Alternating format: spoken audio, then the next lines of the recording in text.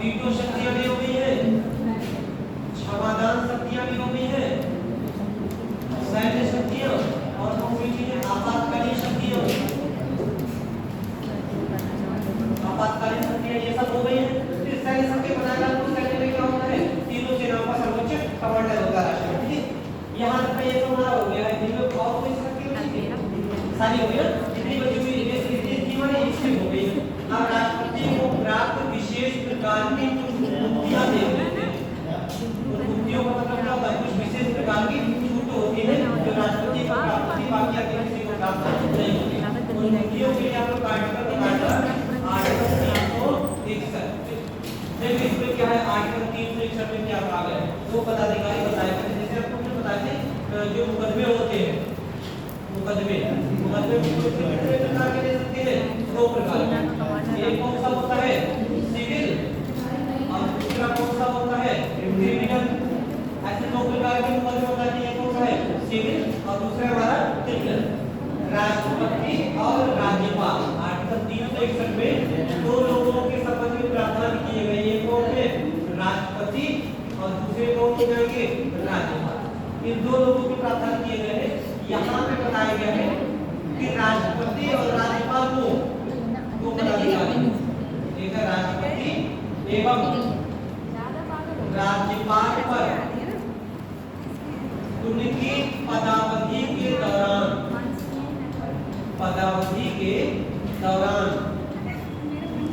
भारत के राज्य क्षेत्र में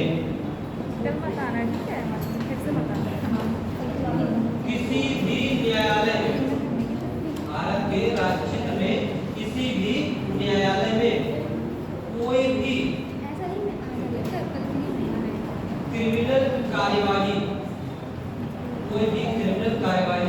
नहीं की जाएगी, नहीं की जाएगी। ये कौन से आर्टिकल में लिखा गया है, आर्टिकल 361 में। इसमें कहा गया है कि दो पदाधिकारी है, एक राष्ट्रपति और दूसरे कौन है, राज्यपाल।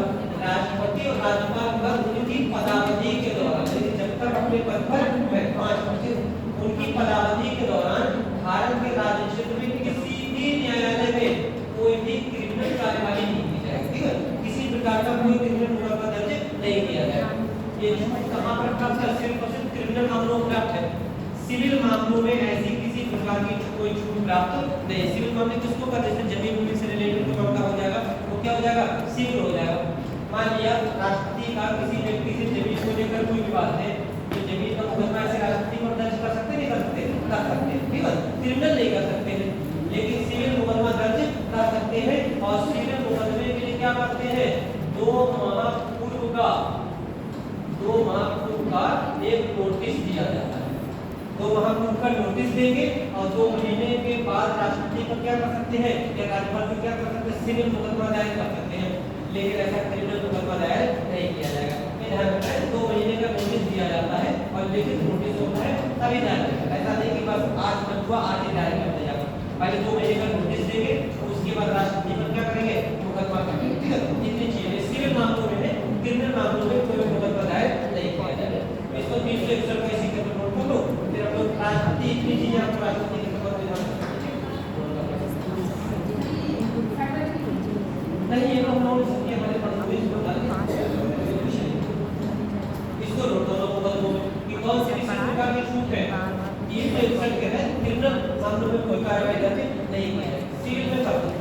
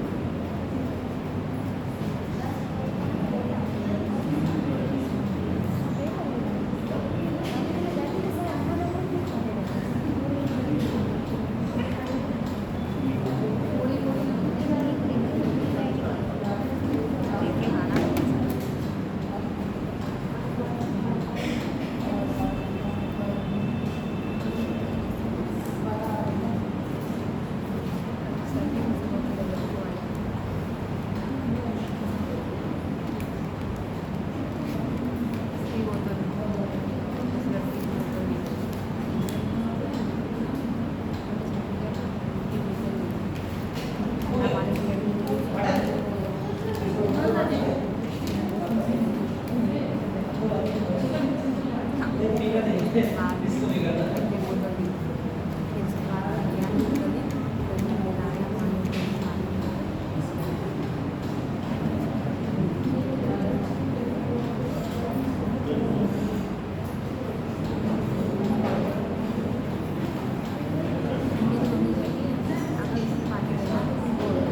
ये बताओ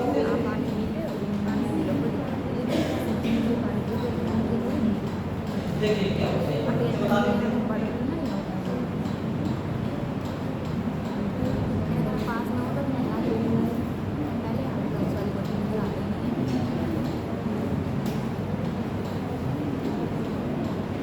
अच्छा तो प्रत्यक्ष उदाहरण से ऐसे करके समझो। जैसे मान लिया वर्तमान में हमारे राष्ट्रपति कौन है? हमारे राष्ट्रपति द्रौपदी, ये कौन है? ये हमारे वर्तमान में राष्ट्रपति है। तो किसी भी व्यक्ति पर दो प्रकार के केस कर सकते हैं हम लोग, या तो सिविल कर सकते हैं और या फिर क्रिमिनल कर सकते हैं। जैसे सिविल और क्रिमिनल क्या होता है? जैसे मान लिया किसी व्यक्ति ने हमसे पैसा उधार लिया, ठीक है, तो हम जब तक उससे कह रहे हैं भाई तुमने हमसे पैसा उधार लिया था, ये पैसे हमारे वापस करो, वो व्यक्ति पैसा वापस नहीं कर रहा, ठीक, हमने क्या किया, हमने उस व्यक्ति के खिलाफ मुकदमा दर्ज करा दिया कि इस व्यक्ति ने हमसे इतने पैसे लिए थे, तो वो कागज के ऊपर लिखा हुआ है और ये व्यक्ति पैसा नहीं दे रहा, ठीक, तो ये वाला मुकदमा क्या कर रहा था? सिविल कर रहा था। लेकिन जब पैसे मांगने जाते थे थोड़ा सा वो एग्रेसिव हो गया, एग्रेसिव हो जाने के बाद हम लोगों को कुछ किसी तरीके की मारपीट हो गई, तो पैसे का अगर केस होता तो कौन सा केस बनता? सिविल। लेकिन मारपीट हो गई है तो कौन सा केस बनेगा? ठीक है, मेरे मतलब दोनों आंसर समझो कि सिविल केस का मतलब होता है आर्थिक क्षतिपूर्ति, जहां पे आर्थिक क्षतिपूर्ति, क्रिमिनल किसको बोलते हैं? यहां पे शारीरिक क्षतिपूर्ति हो जाती है, उसको क्रिमिनल बोलते हैं। अब मान लिया वर्तमान में हमारे राष्ट्रपति कौन है? द्रौपदी मुर्मू। एक हाइपोथेटिकल सिचुएशन में तो मान लिया कि ये पहले आपके साथ पढ़ती थी, ठीक है, एक एग्जांपल को तो लेते हैं, आपके साथ पढ़ती थी, उस समय मान लिया कि आर्थिक स्थिति ठीक नहीं थी, इन्होंने आपसे 10,000 रुपया उधार लिए थे कि अभी दे दो, अभी पढ़ाई कर रहे हैं, बाद में दे देंगे, तो इन्होंने 10,000 का उधार लिए थे। आप चूंकि राष्ट्रपति बन गई तो आप इनसे पैसे मांगने के बाद 10,000 रुपया, तो ये 10,000 रुपया वापिस नहीं कर सकते। तो ऐसे में आप इनके खिलाफ कौन सा मुकदमा दर्ज कराएंगे? सिविल वाला, ठीक है, लेकिन इसके लिए इसको 2 महीने का समय देना पड़ेगा, 2 महीने का नोटिस देना पड़ेगा। इनसे लेकर आपने पैसा लौटाओ, ये पैसे लौटा दी, आपने क्या किया? आपने इसको नोटिस भेजा, एक लीगल नोटिस भेजा कि हमने आपको 10,000 रुपये दिए थे और देखो आप अगर इसको पैसे वापस नहीं कराती हो तो हम क्या करेंगे? हम आपके खिलाफ एक मुकदमा दायर करेंगे। आज आपने अगर नोटिस भेजा तो 2 महीने के बाद आप इनके नाम से एक सिविल मुकदमा दायर कर सकते, ठीक है, ये हमारा सिविल मुकदमा हो गया। लेकिन अभी नहीं करेंगे, कब? नोटिस देने के 2 महीने के बाद। तो ऐसा मुकदमा इसमें दायर किया जा सकता है। लेकिन क्रिमिनल मामलों की अगर बात करें, इन्होंने कोई क्राइम कर दिया, क्राइम कई तरह के होते हैं, जैसे कोई मर्डर नहीं करना है, कोई भी क्राइम कर दिया, तो जब तक ये अपने पद पर है 5 वर्ष तक, जब तक पद पर रहेंगे तब तक इनके खिलाफ क्रिमिनल मामला दर्ज नहीं किया जाएगा, ठीक है, ये होता है। ये कौन सा आर्टिकल है? 361। मतलब कोई भी क्राइम करने के लिए राष्ट्रपति पर किसी भी प्रकार की क्रिमिनल कार्रवाई नहीं की जाएगी, कब तक? 5 साल तक, ठीक है, जब तक अपने पद पर है। 5 साल पूरे हो जाएंगे तो पूर्व राष्ट्रपति के रूप में इन पर कार्रवाई कर सकते हैं, राष्ट्रपति के रूप में इस पर कार्रवाई नहीं की जाएगी। कौन सी? केवल क्रिमिनल की। और एग्जाम्पल ले इसी का, जैसे मान लिया बरेली के हमारे पूर्व सांसद रह चुके संतोष गंगवार, कि कहाँ की समय राज्यपाल बनाए जा चुके? झारखंड के राज्यपाल, ठीक है, झारखंड के राज्यपाल। हाँ, क्योंकि बरेली के हैं, मान लिया बरेली हो सकता है कि इनका किसी के साथ कोई जमीन का कोई किसी तरीके का विवाद हो, तो वो मुकदमा इनको दर्ज कर सकते हैं। 2 महीने का नोटिस देंगे, जैसे राष्ट्रपति को छूट प्राप्त, वैसे इनको छूट प्राप्त, 2 महीने का नोटिस देंगे, ऐसा सिविल मुकदमा दायर कर सकते हैं। लेकिन अगर ये किसी तरीके का कोई क्राइम करते हैं तब इन पर कार्रवाई नहीं की जाएगी जब तक ये बड़े पद पर है, ठीक है, ये होगा आर्टिकल 361। सबको क्लियर? किसी तरीके का कोई डाउट नहीं है उसमें, ठीक है, तो क्रिमिनल कार्रवाई नहीं करेंगे, सिविल कार्रवाई दर्ज कर सकते हैं, लेकिन तब करेंगे जब 2 महीने का नोटिस दे देंगे, इसके बाद सिविल मुकदमा दर्ज करेंगे। क्रिमिनल तो कर ही नहीं सकते, 2 महीने हो जाए 2 साल, ठीक है, क्रिमिनल तब करेंगे जब इनका पद हो जाएगा, ठीक है, ये हमारा हो जाता है आर्टिकल 361। देखिए ये हमारे राष्ट्रपति के बारे में सारे कॉन्सेप्ट हो गए, राष्ट्रपति में आपका और कोई भी टॉपिक नहीं बचा।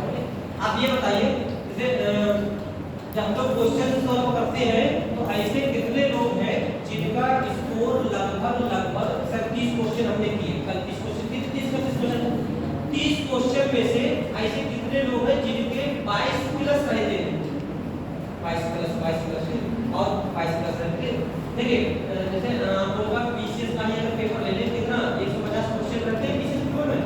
और इसमें लगभग मान लो 90-95 के आसपास कट ऑफ रहती है, 95 क्वेश्चन के आसपास कट ऑफ रहती है। 95 क्वेश्चन मान लो देखो सेफ जोन में है, इसको अगर हम लोग डिवाइड करें मतलब 15 में से 9.5 क्वेश्चन यानी कि 10 क्वेश्चन मान लो कि अगर 15 में से हमें 10 क्वेश्चन सही हो रहे हैं तो ये एकदम सेफ सिचुएशन में है, ठीक है।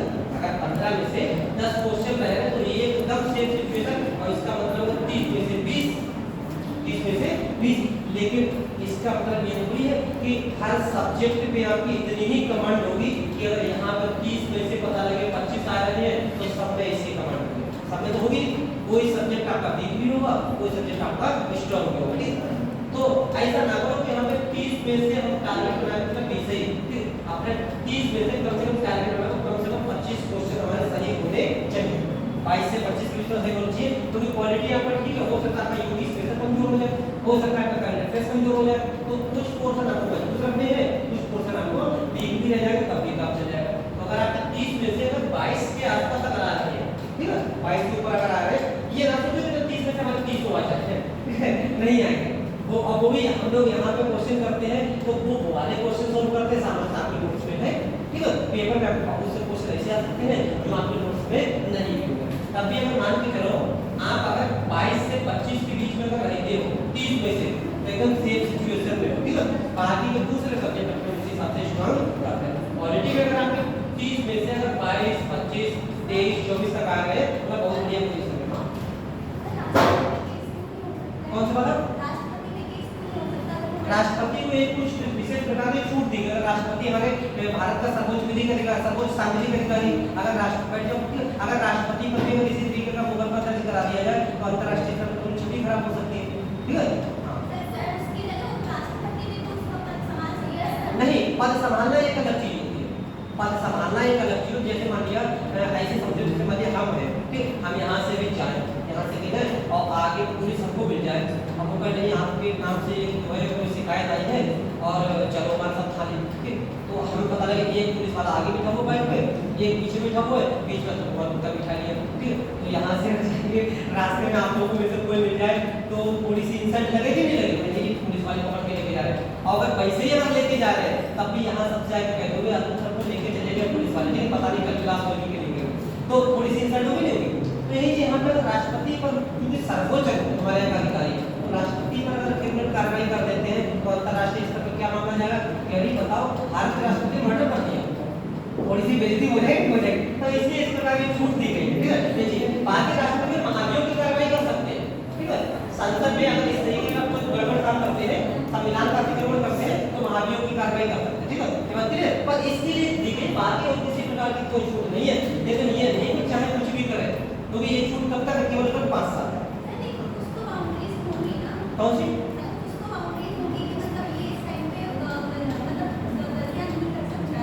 हाँ, गलतियां नहीं कर सकता, केवल क्रिमिनल मामलों से छूट दी गई है। ये हमारी एक विशेष, उसको विशेषाधिकार समझ लो खाली, ठीक है। एक विशेषाधिकार, सबको बहुत से अधिकारी ऐसे होते हैं जिनको बहुत से विशेषाधिकार प्राप्त होते हैं, ये विशेषाधिकार राष्ट्रपति को प्राप्त है। इसके पीछे बहुत बड़ी वजह ये मान सकते हैं कि थोड़ी सी अंतर्राष्ट्रीय स्तर पर भारत की छवि अच्छी बनी रहे, कि लोग पता लगे राष्ट्रपति ने क्या किया कि राष्ट्रपति भवन से बाहर जा रहे थे, उनकी गाड़ी से किसी की टक्कर होगी, उनने उतर के थप्पड़ लगा दी, बताओ, ठीक है। तो कितनी बेइज्जती हो जाएगी। बस इसके लिए राष्ट्रपति को थोड़ी सी छूट दी गई है, बाकी कुछ नहीं। अब करेंगे तब भी नहीं करेंगे, इसलिए नहीं, छूट भली दे दी गई, लेकिन इसलिए नहीं करेंगे क्योंकि अभी छूट प्राप्त कर पद तो खाली हुआ ही होगा, तब तो मुकदमा लिखा जाएगा, तब मुकदमा लिखा जाएगा, इसलिए नहीं करते, ठीक है। आगे क्या पूछा?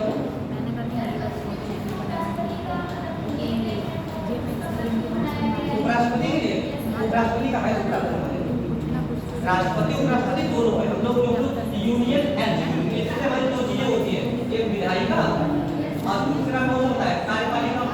ऐसे करके दो होता है, लेजिस्लेचर और एग्जीक्यूटिव दो होता है। तो इस एग्जीक्यूटिव में हमारे कौन कौन से पदाधिकारी आ जाते हैं? एक हमारे राष्ट्रपति आ जाते हैं, दूसरे हमारे उपराष्ट्रपति आ जाते हैं, तीसरा हमारे मंत्रिपरिषद का कॉन्सेप्ट आ जाता है, और चौथा हमारे महान्यायवादी आ जाता है।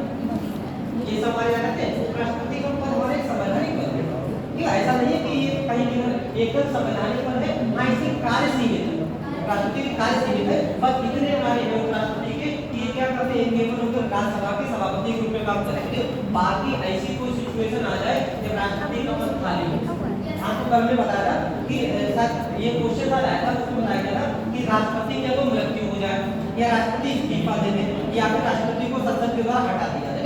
तभी राष्ट्रपति के रूप में कौन काम करेगा, उपराष्ट्रपति, अन्यथा नहीं काम करेगा। ठीक है, अगर इनका कार्यकाल 5 वर्ष का पूरा हुआ है, 5 वर्ष पूरे हो गए, तब भी ये अपने पद पे बने रहेंगे, ये कार्यवाहक रूप में बनेंगे। ठीक है, तब इनके स्थान पर उपराष्ट्रपति कार्य नहीं करेगा। जैसे मान लीजिए अभी समय हमारे द्रौपदी मुर्मू हमारे राष्ट्रपति हैं, इनका अगर कार्यकाल पूरा हो जाए तब भी ये अपना पद को नहीं छोड़ेंगे, तब तक नहीं छोड़ेंगे जब तक इनका उत्तराधिकारी नहीं आ जाए।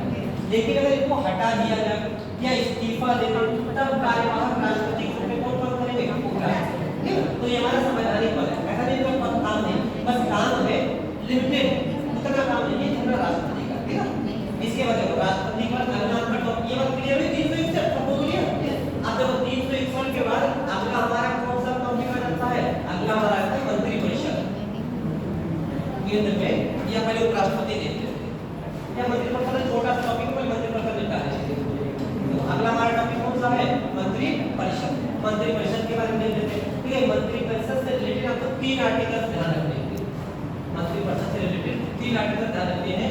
एक कौन सा है, 74, दूसरा है 75 और तीसरा हमारा हो जाएगा 78। अच्छा 3 आर्टिकल किससे संबंधित ध्यान रखने हैं, तो मंत्रिपरिषद से संबंधित ध्यान रखने हैं। आपको अपने पढ़े बताता आर्टिकल 52 और आर्टिकल 53 दोनों जरा बता दो क्या है। 52 में क्या है, 52 में क्या है, संघ का एक राष्ट्रपति होगा, ये 52 में कहा गया है। और 53 में संघ की कार्यपालिका शक्ति राष्ट्रपति भी नहीं होगी, जिनका प्रयोग वह स्वयं या अपने अधीनस्थ अधिकारियों की मदद से करेगा। ये अधीनस्थ अधिकारी कौन होते हैं, मंत्रिपरिषद। ठीक, तो मंत्रिपरिषद की प्रावधान 3 जगह पर है, 74 में, 75 में, 78 में, और तीनों में अलग अलग है। तीनों में देख लेते हैं तीनों में क्या क्या है। 74 हो जाएगा, 75 हो जाएगा और हमारा 78 हो जाएगा।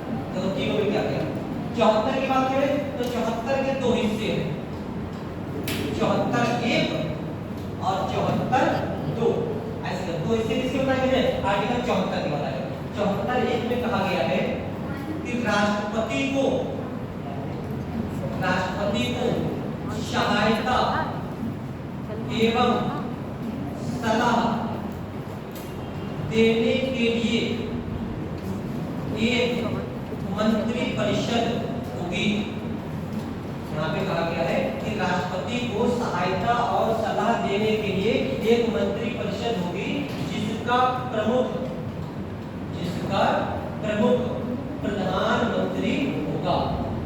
ये बात कहेंगे अनुच्छेद 74 1। आपको कई बार आर्टिकल के अंदर के आर्टिकल ध्यान रखना है। जैसे आरओ में क्वेश्चन बना था 16 2 और 16 4, ये क्वेश्चन बना था नहीं, आर्टिकल के अंदर आर्टिकल के लिए क्वेश्चन बना देते हैं, तो आपको आर्टिकल के अंदर का भी ध्यान रखना है। 74 के भी 2 आर्टिकल है। 74 1 में कहा गया है कि राष्ट्रपति को सहायता एवं सलाह देने के लिए मंत्रिपरिषद होगी, जिसका प्रमुख कौन होगा, प्रधानमंत्री होगा। अब जैसे मान लिया ये काहे के लिए प्रधानमंत्री मंत्रिपरिषद, ये सहायता और सलाह देने के लिए। ठीक, अब मान लिया ये ऐसे समझो, जैसे मान लिया वर्तमान में हमारे गृह मंत्री कौन है, अमित शाह। ठीक, और एक किसी वजह अमित शाह जो है वो राष्ट्रपति को सलाह देने के लिए कहाँ गए हुए हैं, राष्ट्रपति भवन गए हुए हैं। और जैसे ही राष्ट्रपति भवन से निकले तुरंत हमारे जो नेता विपक्ष है राहुल गांधी, उन्होंने देख लिया। अब तो बड़ा अच्छा लगता है, हमारे बारे में तो उनका सीधा बता दिया है। अभी पूछ के आगे राष्ट्रपति से क्या होता है, राष्ट्रपति के पास पहुंचे, राष्ट्रपति से कह रहे अभी गृह मंत्री महोदय यहाँ से निकल के गए हैं, बताओ क्या करके गए। राष्ट्रपति का सहायता सलाह देके गए, क्या सलाह दी है ये बताओ। ठीक है, और पूछ रहे बताओ सलाह क्या दी है, क्योंकि हमें कुछ ऐसा डाउट लग रहा है कि हमारे बारे में कुछ चढ़ा के गया। ऐसे में राष्ट्रपति कह रहे ना हम तो नहीं बताएंगे क्या सलाह दी है। राहुल गांधी कहते हैं बताना पड़ेगा, वरना कहाँ चले जाएंगे, कोर्ट में चले जाएंगे, हाई कोर्ट चले जाएंगे या सुप्रीम कोर्ट चले जाएंगे। राष्ट्रपति महोदय क्या कहेंगे, चले जाओ। पता क्यों, क्योंकि आर्टिकल 74 2 में लिखा गया है कि मंत्रिपरिषद ने 74 2 में लिखा गया है कि मंत्रिपरिषद ने राष्ट्रपति को क्या सलाह दी है, क्या सलाह दी है, इसकी किसी भी न्यायालय में जांच नहीं की जाएगी, जांच नहीं की जाएगी। समझे, मतलब पहले तो सलाह देंगे, अगर वो नहीं बताते हैं कौन सी सलाह दी है तो कोई भी न्यायालय उनसे ये नहीं पूछ सकता कि बताओ कि मंत्रिपरिषद से क्या सलाह दी है। तो अब वो आराम से जाए कोर्ट में, अगर पूछना है कि बताओ प्रधान राष्ट्रपति नहीं बता रहे तो आराम से कोर्ट में जाना चाहो चले जाओ। तो 74(2) के तहत ये किसी तरीके की फाउंडेशन है नहीं कि राष्ट्रपति बताएं कि सहायता सलाह क्या है। तो दो आर्टिकल यहाँ पे ध्यान रखिए। 74(1) में कहा गया कि राष्ट्रपति को सहायता और सलाह देने के लिए एक मंत्रिपरिषद होगी जिसका प्रमुख कौन होगा? प्रधानमंत्री होगा। ठीक है। 74(2) में कहा गया कि मंत्रिपरिषद ने राष्ट्रपति को क्या सलाह दी है इसकी किसी भी न्यायालय में किसी प्रकार की कोई जांच नहीं की जाएगी। क्लियर? ये दो आर्टिकल आपको यहाँ पे ध्यान रखने हैं। इसके बाद हमारा आता है आर्टिकल 75 की अगर बात करें तो 75 के 3 हिस्से हैं। 75(1), 75(2) और 75(3). ऐसे 3 हिस्से वाले कौन से आर्टिकल के हैं? 75 के। 75(1) में कहा गया है कि प्रधानमंत्री की नियुक्ति राष्ट्रपति करेंगे एवं अन्य मंत्रियों की नियुक्ति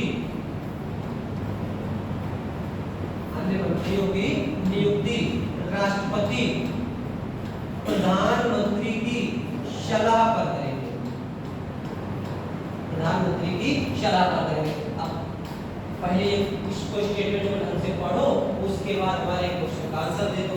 देखो साफ देखो 75 का साफ आ गया है कि प्रधानमंत्री की नियुक्ति, ध्यान रखना निर्वाचन नहीं होता है ना, मुख्यमंत्री और प्रधानमंत्री का चुनाव नहीं होता है, इसका क्या होती है कि नियुक्ति होती है। तो प्रधानमंत्री की नियुक्ति राष्ट्रपति करेंगे एवं अन्य मंत्रियों की नियुक्ति राष्ट्रपति प्रधानमंत्री की सलाह पर करेंगे। तो अगर आपसे क्वेश्चन पूछ लिया जाए कि इस समय जो प्रधानमंत्री है इनकी नियुक्ति किसने की होगी? राष्ट्रपति ने की होगी। लेकिन अगर आपसे गृह मंत्री पूछ लिया जाए अमित शाह की नियुक्ति किसने की होगी? राष्ट्रपति ने ही की होगी। कोई भी मंत्री पूछा जाए ध्यान रखना, अपना सोचो कि अमित शाह की नियुक्ति हाँ प्रधानमंत्री मोदी जी ने की होगी। जितने भी मंत्री होते हैं, जितने भी मंत्री वो सब कैसे ऐसे एक लाइन पे सब बराबर। जो पावर जो है प्रधानमंत्री की है वही पावर किसकी है? गृह मंत्री की। सब सेम, एकदम इनमें से कोई स्पेशल नहीं है। लेकिन इनमें जो प्रधानमंत्री होता है इनको बराबर भागों में प्रथम का दर्जा दे दिया जाता है। क्यों? क्योंकि बाकी के जितने भी मंत्री हैं ये सब इन्हीं की सिफारिश पर नियुक्त किए जाते हैं। नियुक्ति सबकी राष्ट्रपति करेगा, चाहे कोई हो, चाहे हमारे गृह मंत्री हो, विदेश मंत्री हो, रक्षा मंत्री हो, प्रधानमंत्री, कोई से भी मंत्री हो, सभी मंत्रियों की नियुक्ति कौन करेंगे? राष्ट्रपति करेंगे। लेकिन किससे पूछ के करेंगे? प्रधानमंत्री से पूछ के करेंगे। ठीक है? तो ये ध्यान रखना है, मंत्री चाहे कोई से हो लेकिन सबकी नियुक्ति राष्ट्रपति करते हैं। बस प्रधानमंत्री की नियुक्ति किसी से नहीं पूछेंगे, बाकी किसी मंत्री की अगर नियुक्ति करनी है तो प्रधानमंत्री की सलाह करेंगे। ये कौन सा आर्टिकल है? 75। अब यहाँ पे ध्यान रखना, क्वेश्चन अगर आपसे आए कि निम्नलिखित में से किस अनुच्छेद में मंत्रिपरिषद का प्रावधान किया गया है तो कौन सा आर्टिकल लगाना है? 74 लगाना है। ठीक है? तो क्वेश्चन है किस अनुच्छेद में मंत्रिपरिषद की नियुक्ति का प्रावधान किया गया तो कौन सा लगाना है? 75 लगाना है। ठीक है? तो प्रावधान कौन से में है कि मंत्रिपरिषद होगी? कौन से में? 74(1) में है। लेकिन नियुक्ति पूछिए कौन से में है? 75(1) में। ठीक है? अब देखो 75(2) में कहा गया है सभी मंत्री राष्ट्रपति के प्रसाद पर्यंत अपने पद पर बने रहेंगे। 75(2) में कहा गया जितने भी मंत्री हैं सभी मंत्री राष्ट्रपति के प्रसाद पर्यंत अपने पद पर बने रहेंगे। मतलब जब तक राष्ट्रपति का मन चाहे। ये किसके प्रति रिस्पॉन्सिबल है? राष्ट्रपति के प्रति व्यक्तिगत रूप से। ठीक है? एक मंत्री की अगर बात करें, एक मंत्री व्यक्तिगत रूप से किसके प्रति उत्तरदायी है? राष्ट्रपति के प्रति उत्तरदायी है। जब चाहे राष्ट्रपति इनको इनके पद से हटा सकते हैं। ये बात देखिए 75(2) में। 75(3) में कहा गया है कि सभी मंत्री सामूहिक रूप से संसद के निम्न सदन और निम्न सदन किसको बोलते हैं? लोकसभा। संसद के निम्न सदन के प्रति उत्तरदायी होंगे। इसका मतलब क्या होता है?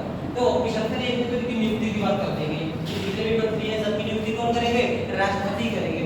75(2) में कहा गया है कि सभी मंत्री राष्ट्रपति के प्रसाद पर्यंत अपने पद पर बने रहेंगे। मतलब कोई अगर ये पर्सनल कोई एक मंत्री गड़बड़ काम कर रहे हैं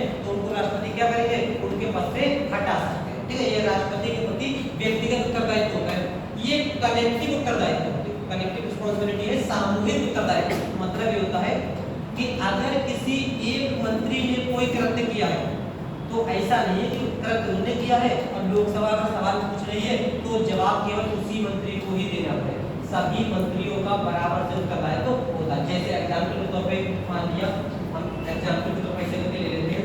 अभी मान लिया भारत पाकिस्तान युद्ध हुआ, ऑपरेशन सिंदूर चलाया गया, किसके किसके भारत पाकिस्तान में चलाया गया। मान लिया कि ये युद्ध चल रहा है तो सीधी सीधे कहने को पृथ्वी का सच्चाई नहीं होती है, युद्ध चलेगा तो नुकसान तो होगा ही होगा, दोनों पक्ष का कुछ ना कुछ नुकसान होगा। मान लिया कि पाकिस्तान है इनका थोड़ा सा ज्यादा नुकसान हुआ, इतना ज्यादा हो गया, तो इंडिया है हमारा पैसा का नुकसान तो होगा थोड़ा बहुत भी। तो ऐसे में अगर इंडिया में जो नुकसान हो रहा है, अब सत्र चल रहा है और 3-4 दिन वैसे देख रहे हैं ऑपरेशन सिंदूर चल रहा है, ठीक है, बहुत चर्चा हो रही है ऑपरेशन सिंदूर के समय तो मान लिया कि इंडिया में थोड़ा बहुत नुकसान हुआ और इस पे मंत्री से सवाल पूछा जा रहा है और मंत्री से सवाल पूछा जा रहा है और मान लीजिए जिस दिन सवाल पूछा गया उस दिन रक्षा मंत्री थी, युद्ध वगैरह है, ये डिपार्टमेंट किसका है, ये रक्षा मंत्री का डिपार्टमेंट है।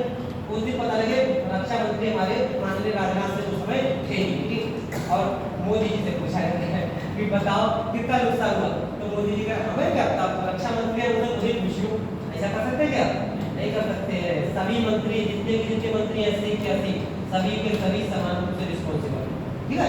एक मंत्री के डिसीजन के लिए सभी मंत्री समान रूप से उत्तरदायी। ये नहीं कर सकते हमें लगता भी है रक्षा मंत्री से पूछो और चाहे उन्हें हटा दो चाहे कुछ भी हो, हमें कोई मतलब नहीं, ऐसा कर सकते हैं, मतलब नहीं, पूरा मतलब है, ठीक है। इसको क्या कहते हैं, इसको सामूहिक उत्तरदायित्व कहते हैं। और अगर यहाँ पे एक चीज और लागू हो जाती है कि जैसे मान लीजिए सामूहिक उत्तरदायित्व का मतलब एक हुआ कि अगर लोकसभा, जैसे मान लिया कि युद्ध हो गया और युद्ध के बाद मान लिया हम लोगों को कुछ नुकसान हुआ, लोकसभा के लोग कह रहे कि ना गलत टाइम पे युद्ध कर लिया, युद्ध नहीं करना चाहिए था और नुकसान हो गया, ऐसा हो गया वैसा हो गया, हम तो सरकार के खिलाफ विश्वास प्रस्ताव लेके आए। लोकसभा में क्या कर दिया गया, एक प्रस्ताव ले आए, इसको क्या कहता है, विश्वास प्रस्ताव, नो कॉन्फिडेंस मोशन, कि हमें सरकार पर विश्वास नहीं है, कॉन्फिडेंस नहीं है, एक प्रस्ताव ले आए। अब इस प्रस्ताव को पारित करने के लिए लोकसभा में क्या प्रक्रिया शुरू होती है और लोकसभा में ये प्रस्ताव साधारण बहुमत से पारित होता है, साधारण बहुमत से प्रस्ताव पारित होता है। मान लिया ये प्रस्ताव हो गया पारित, अगर ये प्रस्ताव पारित हो गया तो प्रधानमंत्री ये कह के छूट सकते हैं क्या कि ना भैया प्रस्ताव पारित हो गया, तुरंत रक्षा मंत्री का इस्तीफा ले लेते हैं, ऐसा कर सकते क्या, पूरी की पूरी सरकार चली जाए, ठीक है, जितने भी मंत्री परिषद है सारे मंत्री परिषद क्या हो जाएंगे, अपने पद से त्यागपत्र दे देंगे। इसको बोलते हैं सामूहिक उत्तरदायित्व। एक मंत्री रिस्पॉन्सिबल नहीं होता है, पूरी पूरी सरकार रिस्पॉन्सिबल होती है। ये कौन सा आर्टिकल है, 75 ना, सीधा सा क्वेश्चन रहेगा, कौन सा अनुच्छेद में मंत्री परिषद के सामूहिक उत्तरदायित्व का प्रावधान है, कौन सा हो जाएगा 75। अब किसमें व्यक्तिगत उत्तरदायित्व का प्रावधान है, कौन सा हो जाएगा 75।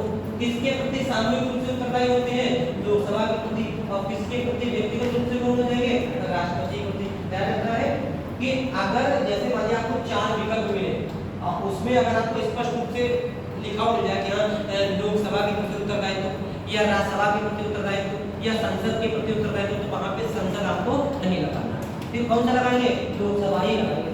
अगर आपको 4 विकल्प ऐसे करके मिल रहे हैं और वहां पर लोकसभा लिखा हुआ ना मिले, ठीक है, ऐसा तो कुछ रहेंगे, लेकिन वैसे किसके प्रति मंत्री परिषद सामूहिक रूप से उत्तरदायी होती है। उसमें मान लीजिए एक पे आपको विकल्प दे दिया जैसे प्रधानमंत्री, दूसरे में आपको ऐसा विकल्प दे दिया राष्ट्रपति, तीसरे में आपको विकल्प दे दिया ऐसे करके न्यायपालिका और चौथे में आपको ऐसा विकल्प दे दिया संसद। अब इसे चक्कर लगा के अरे लोकसभा तो कहीं नजर ही नहीं आ रही, ठीक है। अब इसमें तो किसी को हटा भी नहीं सकते, 4 ही विकल्प है, तो यहाँ पे आप प्रायोरिटी किसको दे देंगे, संसद को दे देंगे, ठीक है।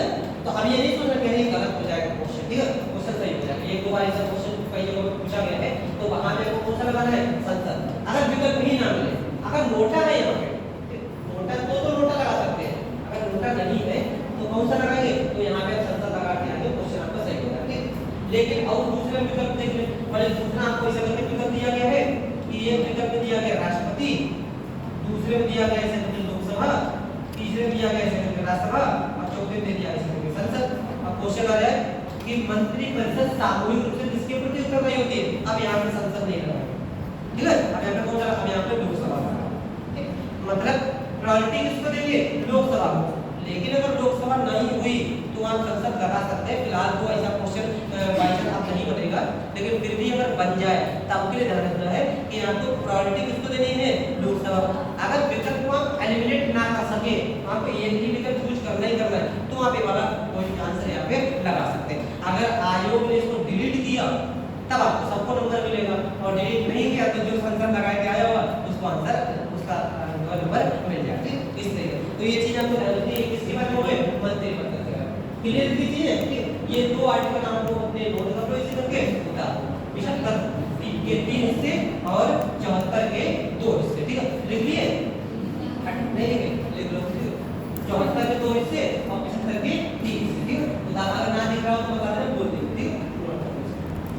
सब 75 वोट के अनुसार प्रधानमंत्री को लगाया जा सकता है। कौन सा 75 वोट के अनुसार हाँ हाँ, किसी भी मंत्री को हटा सकता है, चाहे प्रधानमंत्री हो, रक्षा मंत्री हो, गृह मंत्री, कोई भी, सबको हटा सकते हैं 75 2 के अनुसार। लेकिन यहाँ पे एक अंतर ये होगा, जैसे मान लिया अगर प्रधानमंत्री का हटते हैं, प्रधानमंत्री हटते हैं तो सामान्यतः पूरी मंत्रिपरिषद बदल जाएगी, पूरी मंत्रिपरिषद बदल जाएगी। जैसे ये वाले अगर गए 75 3 के तहत तो सब ठीक है, 75 2 के तहत जैसे मान लिया एग्जाम्पल तो रक्षा मंत्री को हटाया, ठीक, तो बाकी मंत्रियों को किसी प्रकार का कोई फर्क नहीं पड़ेगा, बाकी मंत्री बने रहेंगे, रक्षा मंत्री वाले हट जाएंगे, दूसरे रक्षा मंत्री आ जाएंगे। लेकिन अगर 75 2 के तहत राष्ट्रपति ने प्रधानमंत्री को हटाया तो नए प्रधानमंत्री आएंगे, जब नए प्रधानमंत्री आएंगे तो नए प्रधानमंत्री अन्य मंत्रियों की नियुक्ति की सिफारिश करेंगे राष्ट्रपति से, ठीक है। तो बाकी के मंत्री भी बदल सकते हैं, पूरी की पूरी मंत्रिपरिषद क्या हो सकती है, चेंज हो सकती है। तो सारी मंत्रिपरिषद पहले कौन है, तो प्रधानमंत्री ही, और वही बदल जाएगा। वैसे जो पूरी मंत्रिपरिषद क्या हो जाएगी, चेंज मान लिया इस समय प्रधानमंत्री को नरेंद्र मोदी, तो जितने भी मंत्री हैं सामान्यतः हम लोग ये मान के चलते हैं सब मंत्री उन्हीं की चॉइस के होंगे, जो होंगे। अब मान लिया कि प्रधानमंत्री को हटा दिया राष्ट्रपति ने और प्रधानमंत्री का ये बना दिया मान लिया रक्षा मंत्री जो हमारे समय है राजनाथ सिंह, उनको मान लिया बना दिया प्रधानमंत्री। तो हो सकता है अमित शाह जो है हमारे समय गृह मंत्री, वो प्रधानमंत्री मोदी की पसंद है तो वो गृह मंत्री बने हुए हैं, हो सकता है वो राजनाथ सिंह की पसंद ना हो, ठीक। तो ऐसे राजनाथ सिंह राष्ट्रपति से कहेंगे तो हटाओ, इन व्यक्ति को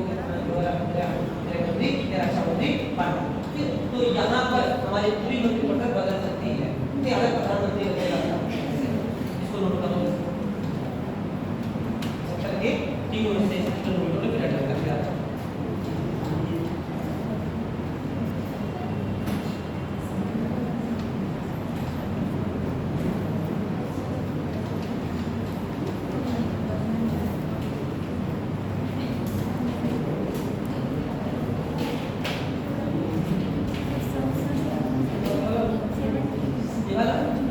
सभी मंत्री सामूहिक रूप से संसद के निम्न सदन, संसद के निम्न सदन यानी कि लोकसभा के प्रति, संसद के निम्न सदन यानी कि लोकसभा के प्रति उत्तरदायी होंगे, उत्तरदायी होंगे।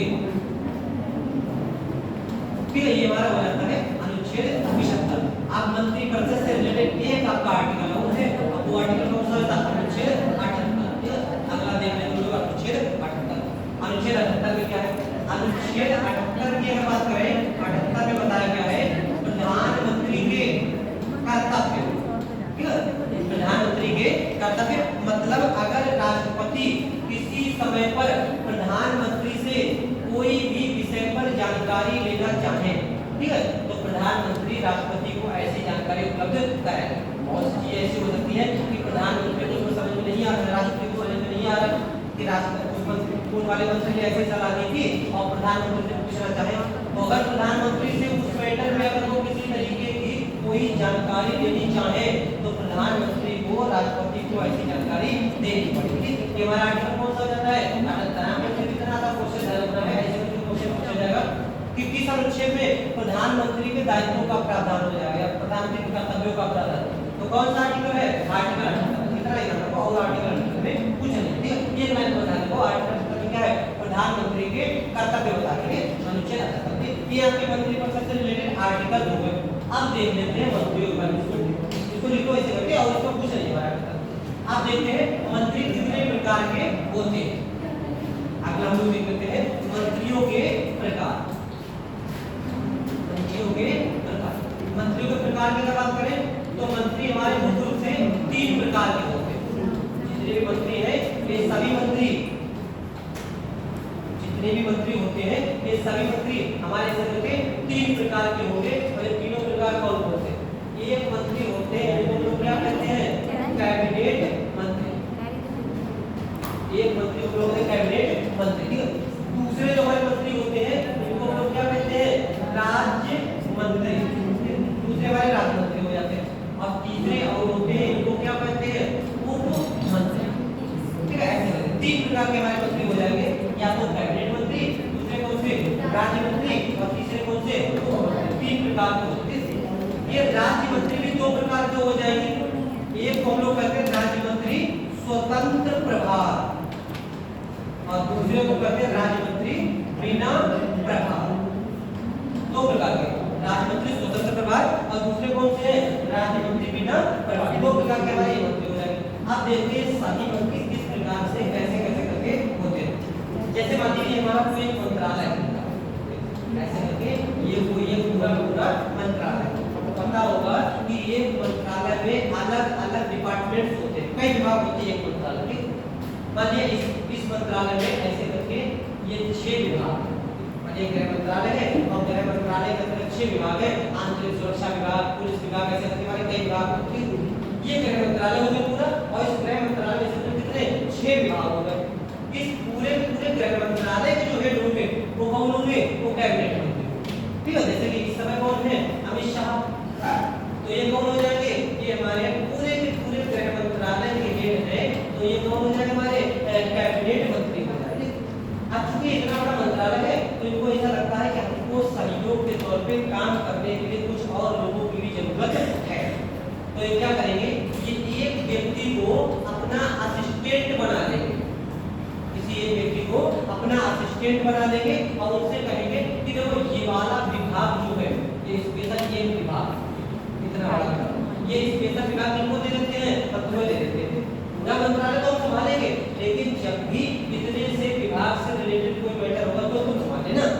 इनको क्या कहेंगे? इनको कहेंगे राज्य मंत्री, लेकिन इनके पास अपना एक स्पेशल विभाग है, तो ये कौन से हो जाएंगे? राज्य मंत्री स्वतंत्र प्रभार, यानी ऐसा राज्य मंत्री जिसके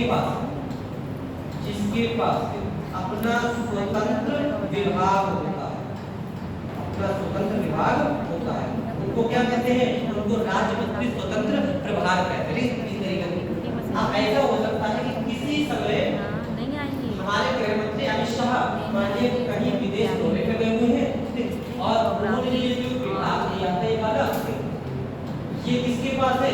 इस वाले मंत्री के पास है।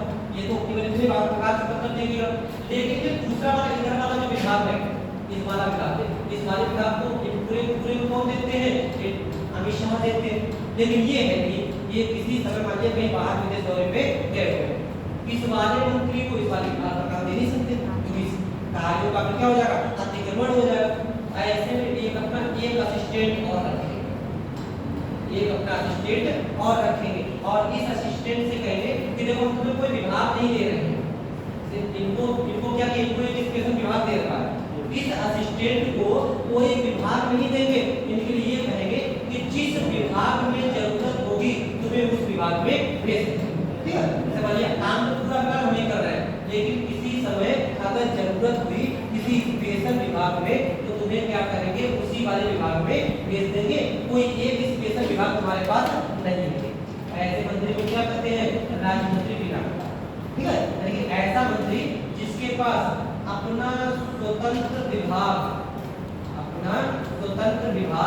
नहीं होता, ऐसे मंत्री को क्या कहते हैं?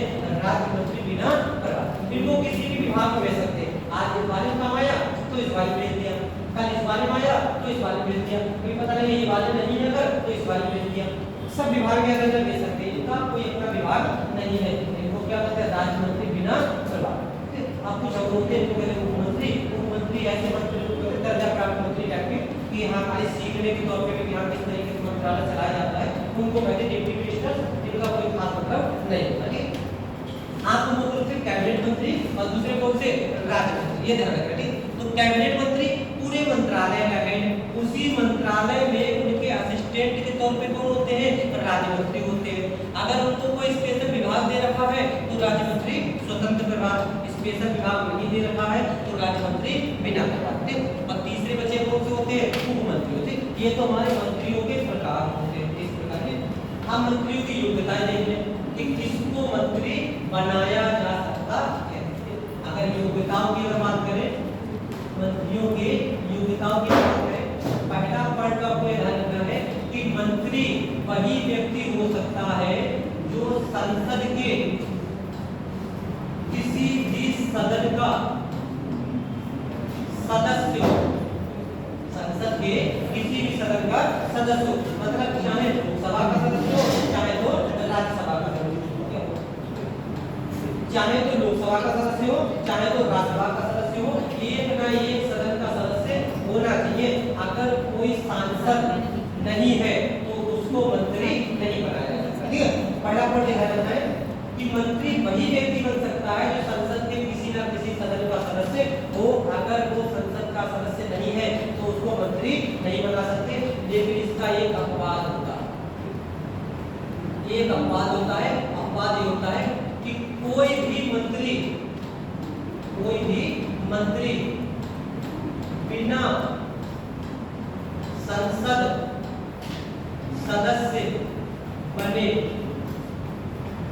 अधिकतम 6 माह तक मंत्री रह सकता। ये इसका अपवाद, मतलब फिलहाल तो उसको सदन का सदस्य होना चाहिए। अगर वो सदन का सदस्य है मतलब सांसद है तभी मंत्री रह सकता, वो चाहे किसी सदन का, चाहे लोकसभा का हो चाहे राज्यसभा हो। लेकिन इसका अपवाद कितना है कि अगर किसी व्यक्ति को मंत्री बनाते भी हैं तो मंत्री रह सकता है, बिना सदस्यता के मंत्री रह सकता है, लेकिन कितने समय तक? मैक्सिमम 6 माह तक। 6 महीने के अंदर अंदर उसको मंत्री तो क्या करना पड़ेगा? संसद का सदस्य बनना पड़ेगा। ये तो ये योग्यता। और दूसरी योग्यता की अगर बात करें, क्योंकि हमने देखा कि चाहे वो लोकसभा का सदस्य हो चाहे वो राज्यसभा का सदस्य हो, दोनों सदनों के सदस्य क्या हो सकते हैं? मंत्री बन सकते हैं। तो अगर लोकसभा का सदस्य है, लोकसभा का सदस्य है और उसको मंत्री बनना है तो उसकी न्यूनतम आयु कितने वर्ष की होनी चाहिए? 25 वर्ष। क्योंकि लोकसभा की योग्यता कितनी होती है? 25 वर्ष होती है। और राज्यसभा का अगर सदस्य है तो न्यूनतम आयु कितनी होती है? 30 वर्ष होती है। आपसे डायरेक्ट अगर क्वेश्चन पूछा जाए कि प्रधानमंत्री बनने के लिए न्यूनतम आयु कितने वर्ष की होनी चाहिए? 25 वर्ष। ठीक है, क्योंकि प्रधानमंत्री लोकसभा के सदस्य हो सकते हैं, राज्यसभा के हो सकते हैं, तो अगर लोकसभा के कितने हो जाएंगे? 25 वर्ष हो जाएंगे। प्रधानमंत्री के लिए इसका कॉन्सेप्ट नहीं लिखा गया कि प्रधानमंत्री की योग्यता न्यूनतम आयु 25 वर्ष की है, ऐसा कुछ नहीं। लेकिन हमको ध्यान रखना है कि प्रधानमंत्री किसी भी सदन में हो सकते हैं, लोकसभा के हो सकते हैं और राज्यसभा के हो सकते हैं। तो अगर लोकसभा के होंगे तो न्यूनतम आयु कितनी होनी चाहिए? 25 वर्ष, और राज्यसभा के होंगे तो 30 वर्ष। ये हमारी योग्यता के कॉन्सेप्ट। पहला पॉइंट, संसद के किसी भी सदन का सदस्य हो। अगर संसद के किसी सदन का सदस्य नहीं है तो मैक्सिमम 6 माह तक वो व्यक्ति मंत्री रह सकता है। 6 महीने के अंदर अंदर उसको सांसद बनना पड़ेगा। ठीक है, ये तो शर्त ये हुई। दूसरी, अगर लोकसभा का सदस्य है तो 25 वर्ष और राज्यसभा का है तो 30 वर्ष। बाकी आपको पता है पागल दिवालिया ना हो, आपकी पक्का बाकी सब कॉमन है। अब पागल आदमी को थोड़ी मंत्री बना देंगे। ठीक है, थोड़ा तो सोचो भी, उसको सांसद ही नहीं बनाएंगे, मंत्री कहाँ बनाएंगे? ये चीज है। तो ये चीजें आपको यहाँ पे बाकी तो कॉमन कर सकते हैं। नोट कर लो इसी करके, इसको हटा दिया।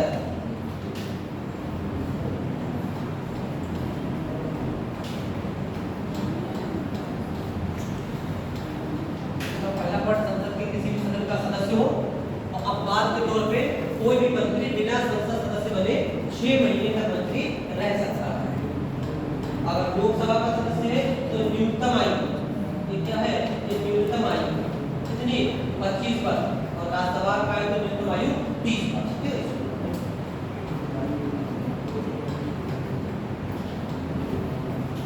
हो गया?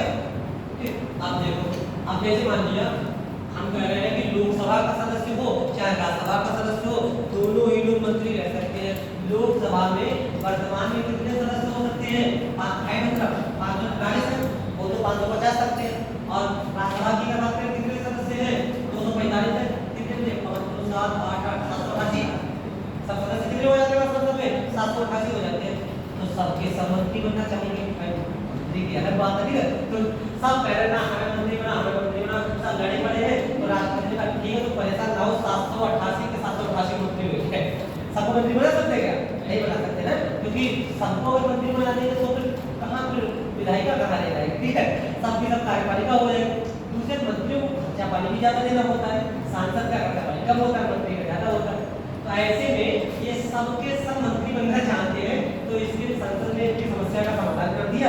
एक संविधान संशोधन अधिनियम लेके आए थे, तो संविधान संशोधन अधिनियम का नाम है 91वां संविधान संशोधन अधिनियम 2003, ठीक। 2005 से लागू भी हो गया, ठीक। 91वां संविधान संशोधन अधिनियम 2003, और इसके माध्यम से कह दिया गया ना भैया सबको मंत्री नहीं बनाएंगे, मंत्रियों की तो लिमिट होगी। तो यहाँ पे कह दिया गया कि मंत्रियों की अधिकतम संख्या, मंत्रियों की अधिकतम संख्या ये कितनी हो सकती है?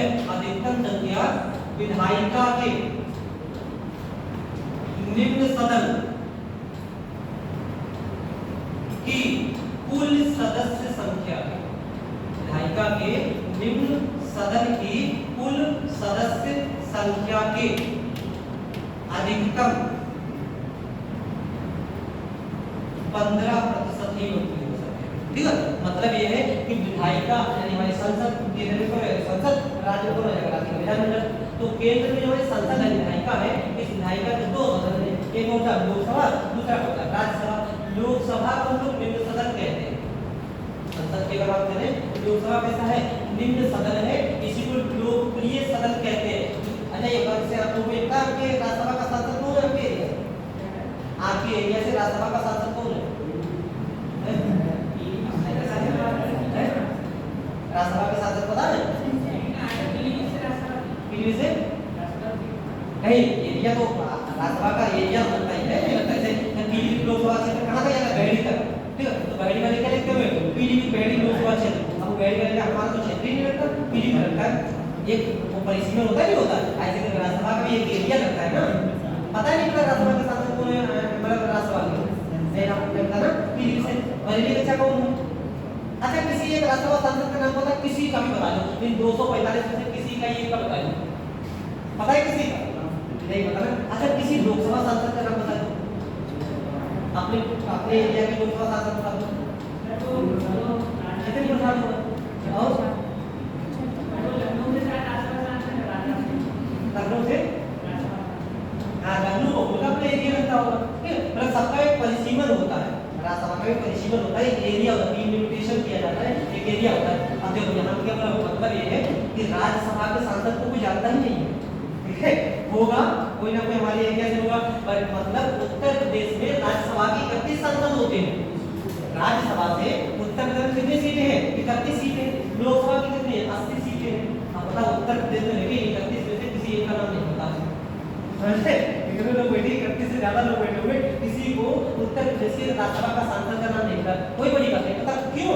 क्योंकि राज्यसभा के सदस्य हम लोगों के बीच में ज्यादा लोकप्रिय नहीं होते, लेकिन इनके सबके पता होंगे, ठीक है। जितने भी सांसद होंगे ये अपना भी पता होगा, अपने आस पड़ोस के चाची इधर के एरिया के बता देंगे, बाहर का सांसद कौन, बाहर का सांसद कौन, बाहर का सांसद बता देंगे। क्योंकि जो लोकसभा के लोग होते हैं वे लोगों के बीच प्रिय होते हैं, ठीक है। इसीलिए लोकसभा को क्या कहते हैं? लोकप्रिय सदन कहते हैं, समझिए। लोकसभा को लोकप्रिय सदन इसीलिए कहते हैं क्योंकि लोकसभा के सदस्य लोगों के बीच प्रिय यानी कि फेमस होते हैं। राज्यसभा को जानते ही इसीलिए राज्यसभा को क्या कहते हैं? अपर हाउस कहते हैं, और लोकसभा को कहते हैं लोअर हाउस। और यहाँ के लोग क्या लोअर हाउस सब लोगों से जुड़े हुए, जमीनी स्तर से जुड़े होते हैं, ये थोड़ा सीनियर टाइप के होते हैं, अपर कैसे है? अपर लेवल के, तो इनको हम लोग क्या कहते हैं? अपर हाउस कहते हैं राज्यसभा को। इसको क्या कहते हैं? लोअर हाउस कहते हैं, इसका मतलब लोअर टाइप के लोग, मतलब ये है थोड़े से जमीनी स्तर के जुड़े हुए लोग होते हैं और लोकप्रिय लोग प्रिय हैं, इसीलिए लोकसभा को क्या कहते हैं? लोकप्रिय सदन कहते हैं। तो निम्न सदन की कुल सदस्य संख्या के अधिकतम 15% ही मंत्री हो सकते हैं, इससे ज्यादा नहीं हो सकते। तो केंद्र में मंत्रियों की संख्या अगर निकाले कितनी हो जाएगी? 543 का 15% निकालो, कितना जाएगा? इससे तो काटो, यहाँ पर जाएगा 15 के 45, 15 में 60 4 64, 15 का 75 5 81.45 मैक्सिमम, यानी केंद्र में मैक्सिमम मंत्री कितने हो सकते हैं? 81.45। अब किसी एक को तो काट के रखे नहीं, तो ऐसे में मंत्रियों की मंत्रियों की संख्या अधिकतम केंद्र में कितनी हो जाती है? 81। इससे ज्यादा मंत्री केंद्र में नहीं होता। ठीक है, ये हमारा ये संविधान संशोधन अगर पूछा जाए कौन सा है? 91वां संविधान संशोधन अधिनियम 2003। 91वें संविधान संशोधन अधिनियम 2003 के माध्यम से मंत्री परिषद की सदस्य संख्या निर्धारित की गई है और केंद्र में मंत्रियों की संख्या अधिकतम कितनी हो सकती है? लोकसभा की कुल सदस्य संख्या के 15%। ऐसा ही राज्यों में आ जाएगा। यही संविधान संशोधन राज्यों के राज्य में भी तो मंत्री होते हैं, तो राज्य में भी जो मंत्री होंगे, बस यहाँ पर लोकसभा की जगह क्या हो जाएगा? विधानसभा हो जाएगा। जैसा केंद्र में लोकसभा होता है, ऐसे हमारे को होता है विधानसभा होता है, तो यहाँ पर विधानसभा की कुल संख्या की 15% हो जाएगी। ये राज्य में हो जाएंगे और केंद्र की अगर बात करें तो यहाँ पे क्या हो जाएगा? लोकसभा हो जाएगा। इतना चीज आपको ध्यान रखनी है कि मंत्रियों की अधिकतम संख्या कितनी हो सकती है? 15। ठीक है, तो यहाँ पे लिख लो पहले। ऐसे देखो कि मंत्री परिषद का आकार, मंत्री परिषद का आकार, इसलिए देखो पहला पॉइंट मंत्री परिषद का आकार, इसमें देखो पहला पॉइंट 91वें संविधान संशोधन अधिनियम 91वें संविधान संशोधन अधिनियम 2003 के अनुसार 91वें संविधान संशोधन अधिनियम 2003 के अनुसार केंद्र में मंत्रियों की अधिकतम संख्या, केंद्र में मंत्रियों की अधिकतम संख्या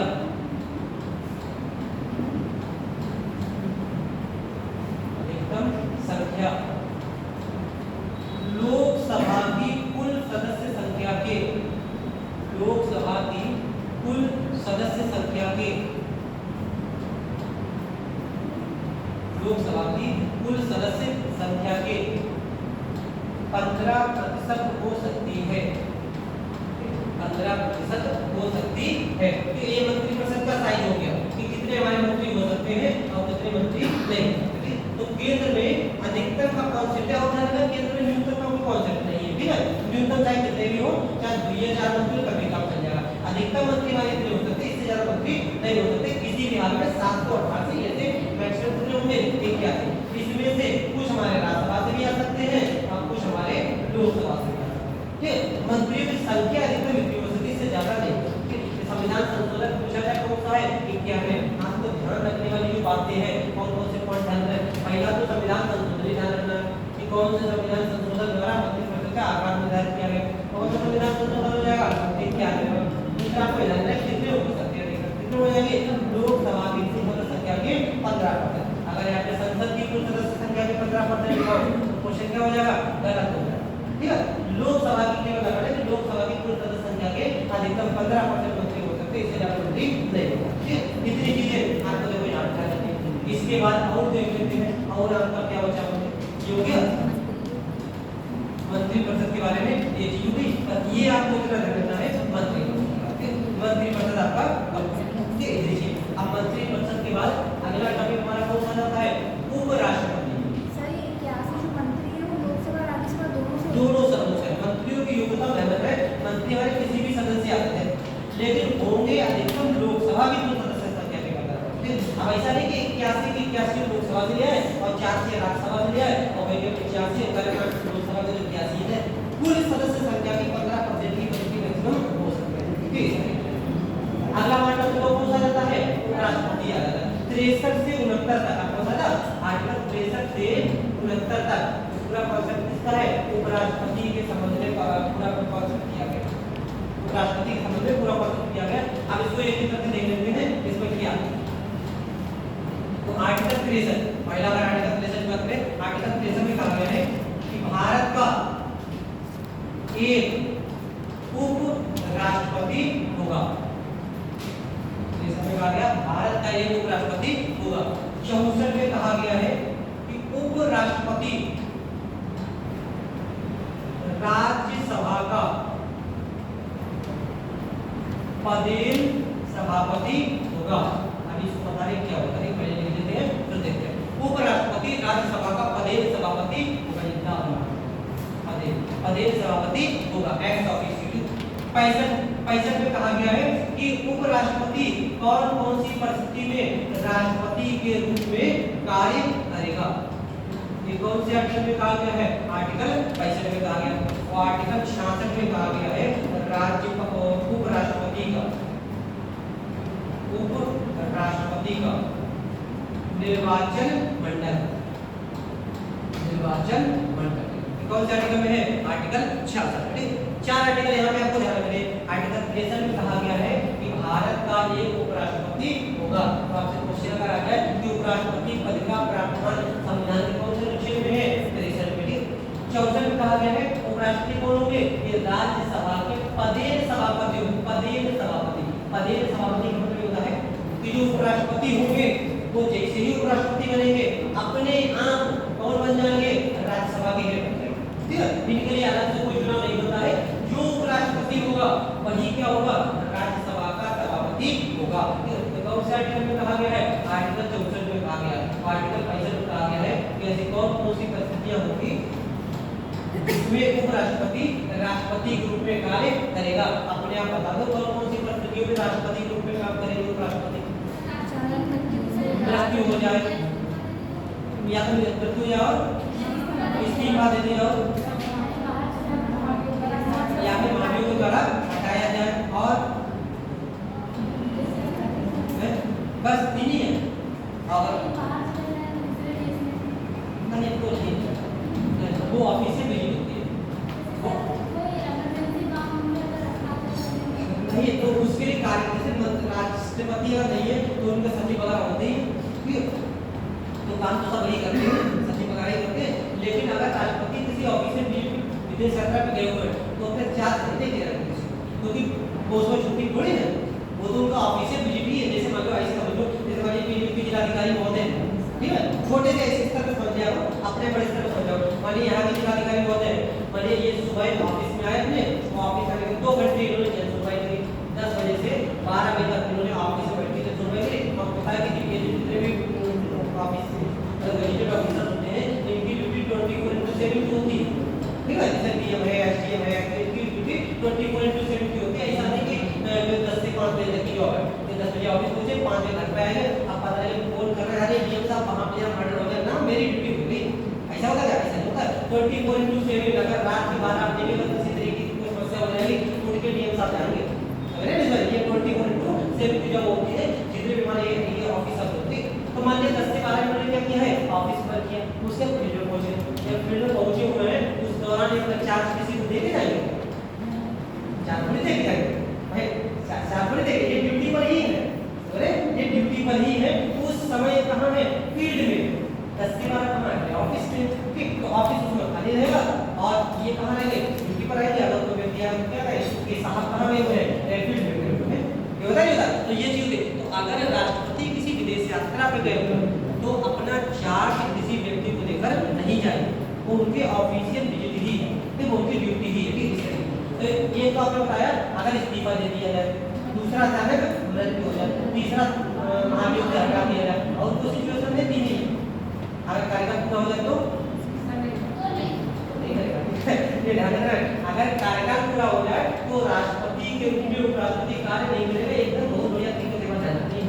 ठीक है, राष्ट्रपति के रूप में तभी उपराष्ट्रपति कार्य करेगा जब या तो उसको हटा दिया जाए या फिर वो स्वयं हट जाए और या फिर उसके अचानक मृत्यु हो जाए। 3 सिचुएशन ऐसी होती है जब उपराष्ट्रपति कार्यवाहक राष्ट्रपति के रूप में काम करेगा। ये बात क्लियर? बाकी तो कहीं विदेश यात्रा पे गए हुए हैं या और कोई मतलब किसी वर्ग में तब या फिर राष्ट्रपति कार्य करने में सक्षम ना हो, ठीक है, अब वो अपने चार्ज दे दे तब कर सकते हैं, ऐसा नहीं करना। ठीक है, ये चीज। अगला जो हमारे पास है आर्टिकल 66। आर्टिकल 66 में कहा गया है उपराष्ट्रपति का निर्वाचन मंडल कौन कौन उपराष्ट्रपति के चुनाव में शामिल होगा। पहली बात तो ध्यान रखनी है, उपराष्ट्रपति का भी चुनाव कैसा होता है? अप्रत्यक्ष चुनाव होता है।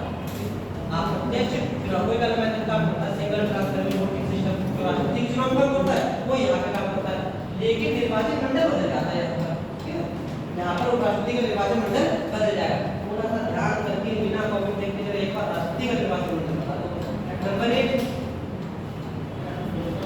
निर्वाचित सदस्य और राज्यसभा के निर्वाचित सदस्य और राज्य की विधानसभा के निर्वाचित विधानसभा कौन विधानमंडल हो गया? विधानसभा के निर्वाचित सदस्य और इंडियन प्रोटीन विधानसभा के निर्वाचित, ये 4 इसमें शामिल होते हैं राष्ट्रपति में। लेकिन यहाँ पे कौन शामिल होता है? यहाँ पे संसद के दोनों सदनों के कुल सदस्य हिस्सा लेते हैं, बस इतना सा।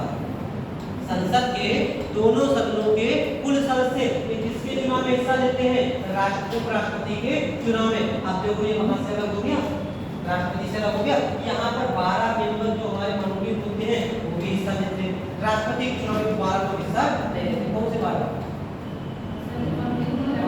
मनोनीत कहाँ? राज्यसभा में मनोनीत करते हैं। आधार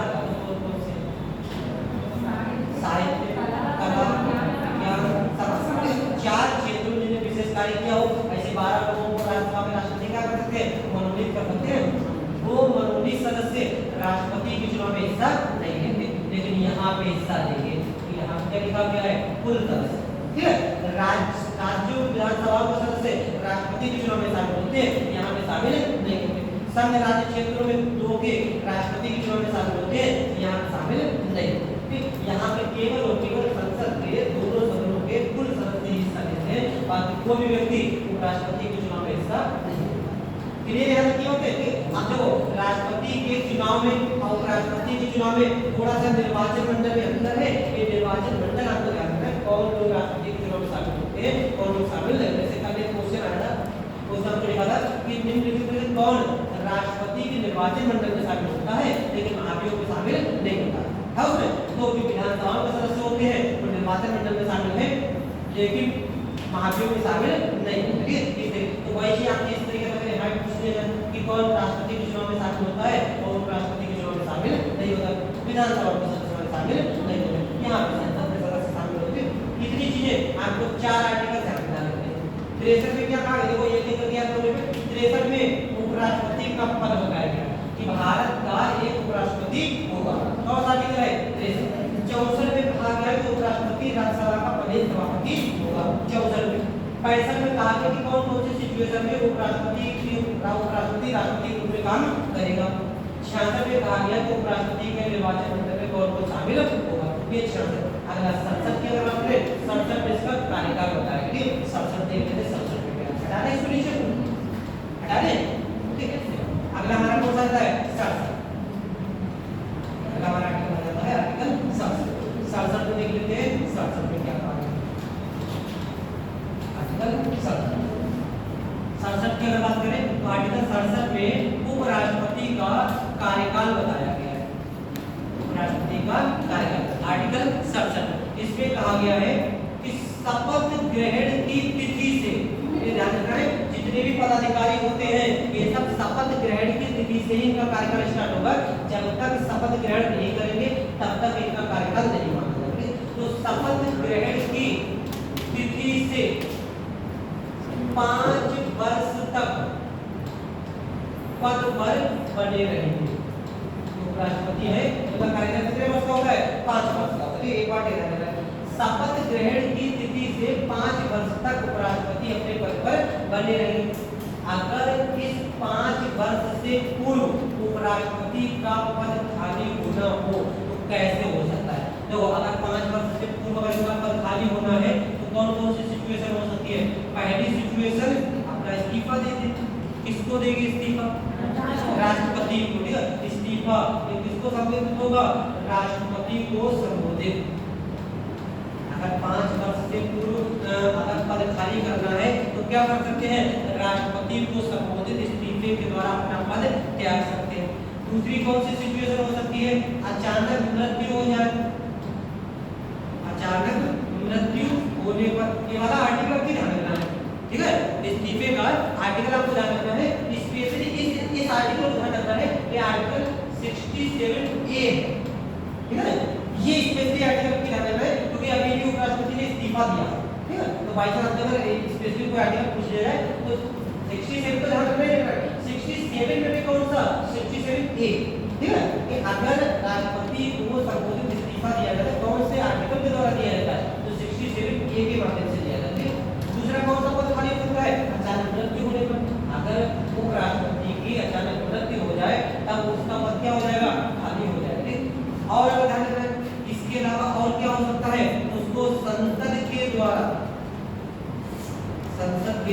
द्वारा हटाए जाने पर, हटाए जाने पर, अब संसद के द्वारा कैसे हटाते हैं अभी इनको देख लेते हैं। ऐसे करके इनका पद क्या हो जाएगा, खाली हो जाएगा, या तो इस्तीफा दे दे या फिर अचानक मृत्यु हो जाए या फिर संसद के द्वारा इनको हटा दिया जाए। अब अच्छे एक बार जैसे अगर राष्ट्रपति को उसके पद से हटाया जाए तब राष्ट्रपति के रूप में काम कौन करेगा, उपराष्ट्रपति काम करेगा। अगर उपराष्ट्रपति का पद खाली हो तब कौन काम करेगा, उपसभापति काम करेगा। ठीक है, ध्यान रखना। अब उपराष्ट्रपति नहीं होता है, सोचे राष्ट्रपति उपराष्ट्रपति, ये कोई उपराष्ट्रपति हो, ठीक है, ऐसा कोई होता है क्योंकि ये कौन होते हैं, ये राज्यसभा के सभापति हैं।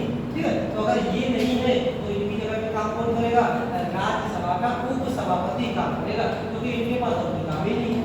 ये के काम है वो कौन सा है, राज्यसभा की अध्यक्षता करना, बाकी कोई काम नहीं है। तो अगर उपराष्ट्रपति का पद खाली से इस समय खाली है, इस समय का पद खाली है तो इस समय उपराष्ट्रपति के रूप में काम कौन कर रहे होंगे, राज्यसभा के उपसभापति कार्य कर रहे होंगे। क्या नाम उनका, हरिवंश करके शायद कोई है, हरिवंश नाम करके कुछ है, वो कौन है, अगर राज्यसभा में उपसभापति है तो वो कार्य कर रहे होंगे।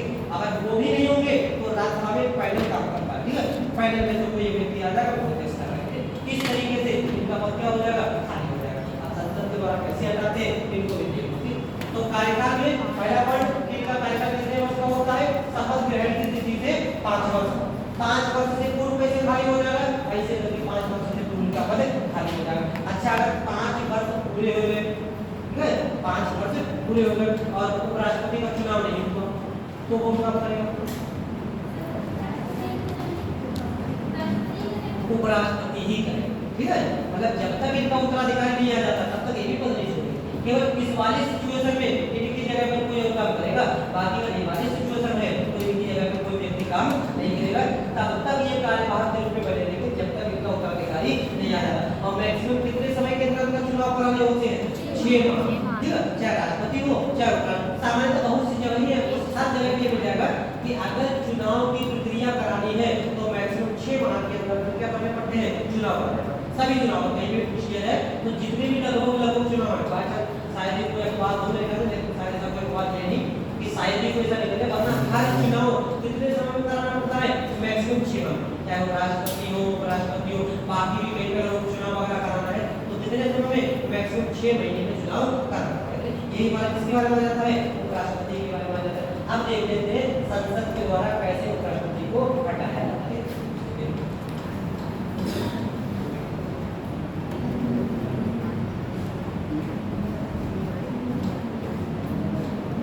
तो संसद के द्वारा कैसे उपराष्ट्रपति को हटाया जाता है,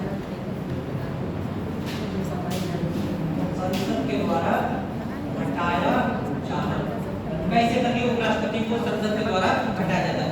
जैसे मान लिया जब उपराष्ट्रपति को हटाएंगे तो कोई ना कोई आधार होना चाहिए, नहीं होना चाहिए, आधार होना चाहिए। जैसे राष्ट्रपति को हटाने का कोई आधार था, कौन सा आधार था, संविधान का उल्लंघन, लेकिन यहाँ पे कोई आधार नहीं होता। ध्यान रखना है, कोई आधार नहीं होता है, बस मेरा मन मेरा मतलब संसद का मन। ठीक है, तो इनको हटाने के लिए, उपराष्ट्रपति को हटाने के लिए पहली बात कोई भी आधार नहीं होता है।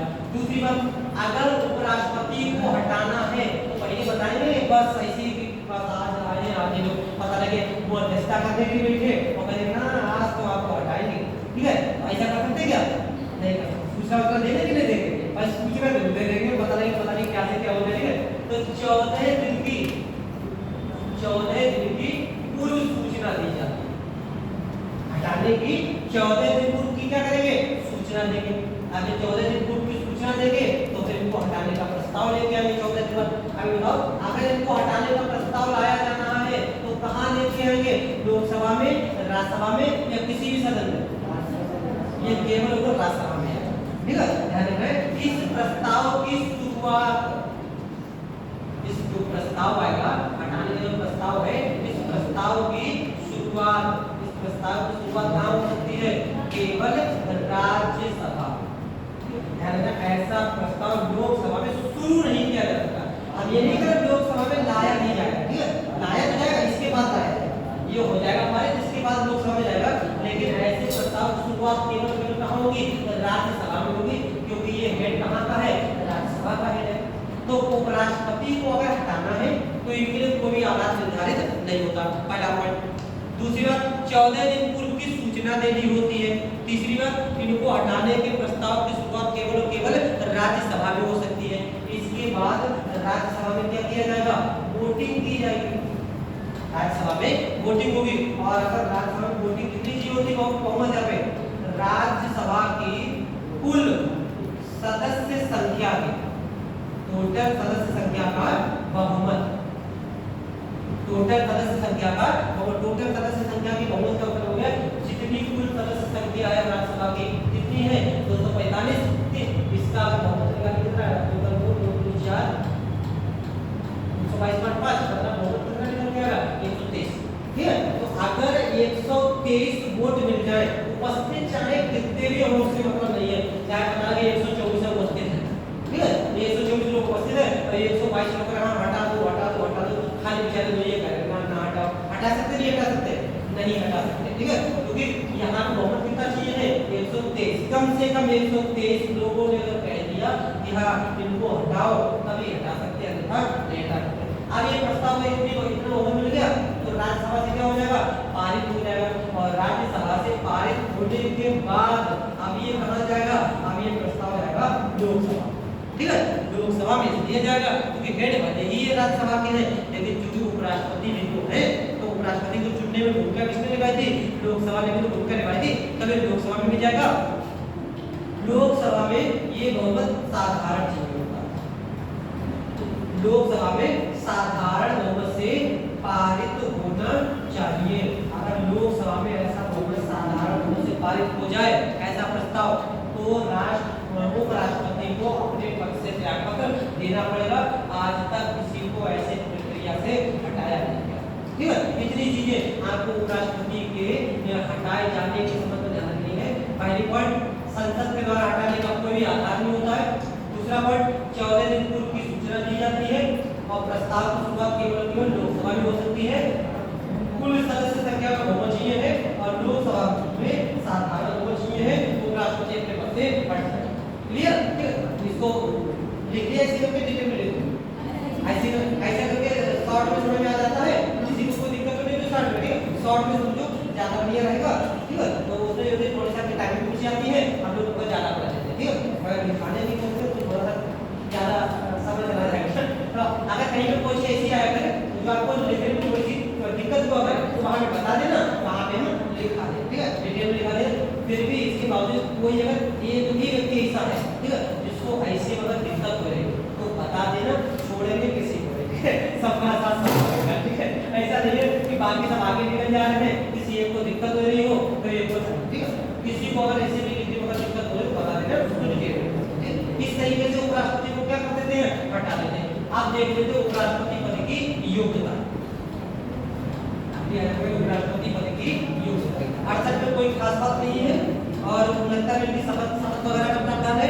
शपथ के बारे में देखें, अगर शपथ की अगर बात करें कि उपराष्ट्रपति को शपथ कौन दिलाते हैं, उपराष्ट्रपति को शपथ दिलाते हैं राष्ट्रपति, ध्यान रखिए, राष्ट्रपति के द्वारा इनको शपथ दिलाई जाती है और शपथ का प्रावधान कौन से आर्टिकल में है, 69 में, ठीक है, एक बार ध्यान रखें। 68 में कोई खास बात नहीं है, कोई पद खाली होगा तो कोई नया व्यक्ति चुन के 68 में होने वाले देखो 67 में कार्यकाल होगा, 68 में अगर आपको एक तरह से समझा दें 68 में क्या होगा, जैसे मान लिया जैसे इस समय के उपराष्ट्रपति हमारे जगदीप धनखड़ थे, इन्होंने इस्तीफा दे दिया, 5 वर्ष का कार्यकाल इनका पूरा नहीं हुआ है, 5 वर्ष का कार्यकाल पूरे शायद 2022 में आया है, 2022 में शायद आया, जब मुझे नहीं याद था 2022 में स्थिति में आया, 22 में मान लिया आए तो इनका कार्यकाल कब तक होता, 2027 तक होता, 27 तक जाएगा, लेकिन बीच में ही 2025 में इन्होंने क्या कर दिया, इस्तीफा दे दिया, ठीक।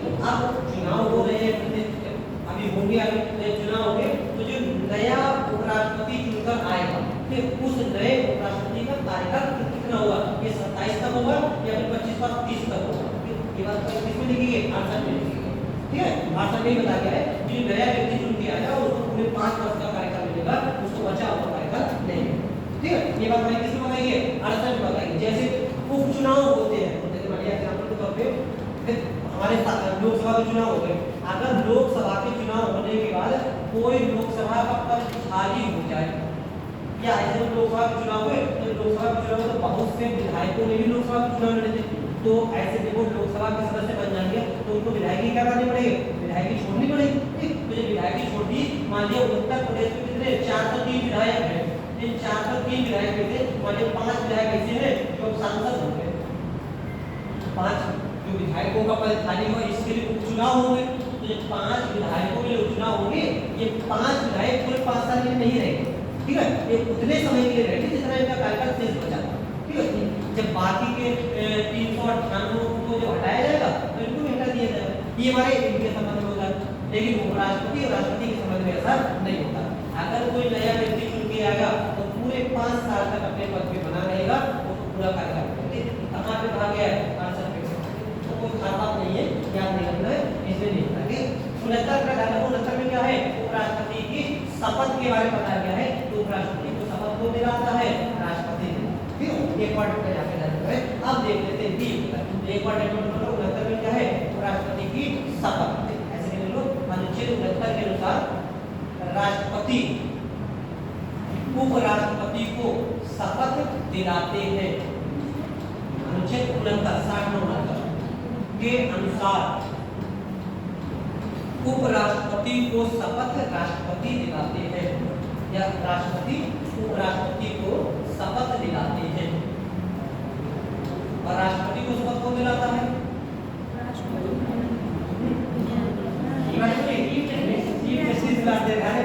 इस्तीफा दे देते हैं एक दूसरे के साथ, शपथ देने लगे हैं। इनको शपथ कौन दिलाते हैं, राष्ट्रपति। राष्ट्रपति को शपथ कौन दिलाते हैं, सीबीआई दिलाते हैं। ठीक है, ये नहीं दिलाते शपथ, ये ध्यान रखना। ये हमारे यहाँ तक हो गया। अब देख लेते हैं कि योग्यता कि उपराष्ट्रपति बनने के लिए योग्यता कौन कौन सी होती है। पहली योग्यता कौन सी, भूटान का नागरिक हो, भूटान का नागरिक हो, भारत का नागरिक हो। पहली योग्यता कौन सी होती है, भारत का नागरिक। तो ये चीज जाननी है, भारत का नागरिक हो, चाहे किसी भी नागरिक हो, चाहे नागरिकता अर्जित की हो, चाहे जनजाति नागरिकता, किसी तरीके का कोई आपका रिलेशन नहीं होता है। तो पहली योग्यता कौन सी होती है, भारत का नागरिक। दूसरी योग्यता यहाँ पर कौन सी होती है, उसकी न्यूनतम आयु। न्यूनतम आयु बताइए कितने वर्ष होनी चाहिए, 35 वर्ष। न्यूनतम आयु 35 वर्ष। आपको आयु के सारे कॉन्सेप्ट हमने बताए थे, 18, 21, 25, 30, 35। इतने आयु के कॉन्सेप्ट बता दे। एक बार में जरा सब बता दो। 18 वर्ष का काम चाहिए होगा मतदान करने के लिए, 21 स्थानीय सुशासन यानी कि पंचायत है, नगरपालिका है, इन सबका चुनाव करने के लिए दीजिए होते हैं 21, 25 लोकसभा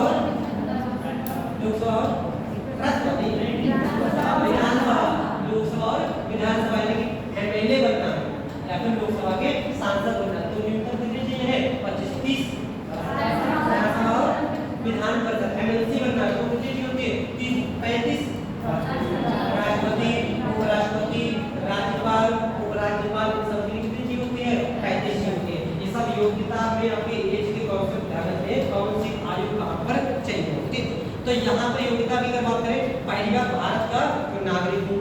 दूसरा न्यूनतम आयु कितने वर्ष होनी चाहिए, 35 वर्ष की होनी चाहिए। बाकी की सब वही बात योग्यता के पागल दिवालिया ना हो, पागल एवं दिवालिया ना हो। और अगर बात करें किसी लाभ के पद पर ना हो, लाभ के पद पर ना हो। यहाँ पर ये योग्यता राष्ट्रपति से थोड़ी सी चेंज हो जाती है। यहाँ पे कहा गया है वह व्यक्ति राज्यसभा का सदस्य बनने की योग्यता रखता। कोई चेंज है, राष्ट्रपति लोकसभा के रखता है। ठीक है, राष्ट्रपति के मामले क्या है कि लोकसभा का सदस्य बनने के योग्य हो, और राज्यसभा के मामले इसके मामले कहा जाता है कि वो राज्यसभा का सदस्य बनने के योग्य सदस्य नहीं होता है। ये खूब बढ़िया ध्यान रखना है, ना तो राष्ट्रपति लोकसभा का सदस्य होता है और ना ही उपराष्ट्रपति राज्यसभा का सदस्य होता है, बस राज्यसभा का सदस्य बनने की योग्यता। ठीक है, ये हमारी योग्यता के कॉन्सेप्ट आ जाते हैं उपराष्ट्रपति।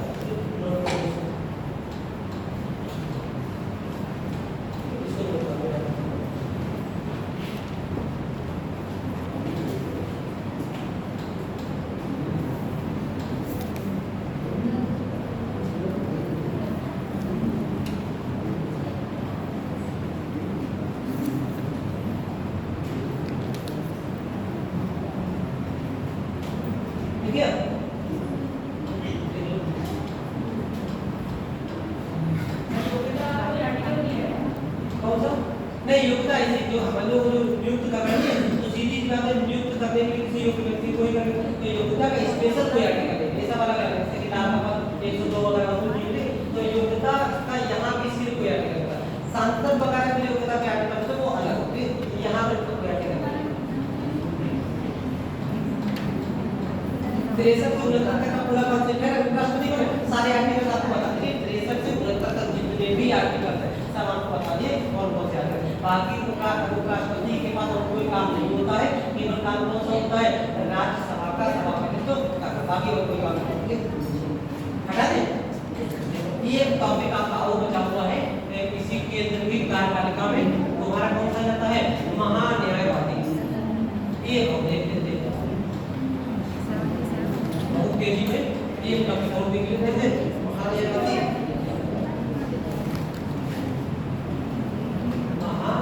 महान्यायवादी इसको अंग्रेजी में कहते हैं अटॉर्नी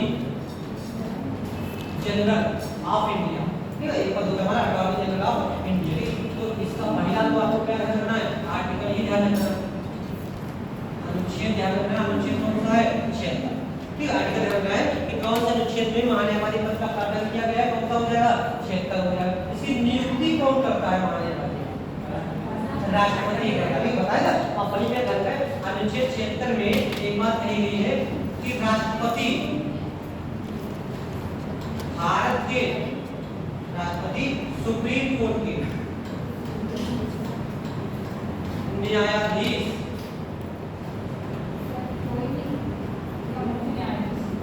नहीं ये हम लोगों के आगे कि राष्ट्रपति सुप्रीम कोर्ट का न्यायाधीश बनने योग्य ठीक है कोई व्यक्ति ऐसा हो जो सुप्रीम कोर्ट का न्यायाधीश बनने की योग्यता क्या होती है तो आर्टिकल 76 में कहा गया है कि राष्ट्रपति सुप्रीम कोर्ट का न्यायाधीश बनने योग्य किसी व्यक्ति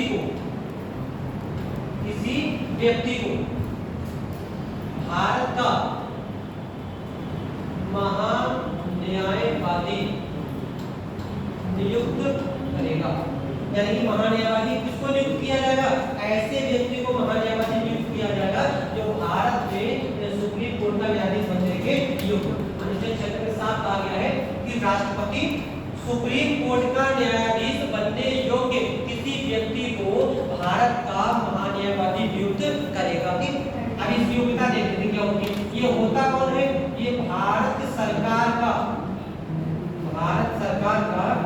सर्वोच्च विधिक अधिकारी होता है भारत सरकार का सर्वोच्च विधिक अधिकारी विधिक मतलब कानूनी भारत सरकार का सर्वोच्च विधिक अधिकारी होता है इसको सामान्य बोलचाल की भाषा में हम लोग क्या कह देते हैं भारत सरकार का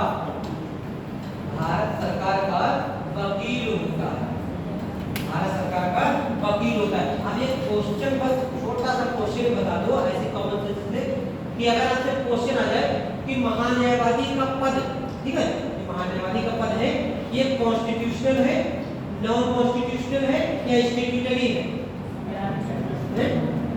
कॉन्स्टिट्यूशनल संवैधानिक सही है और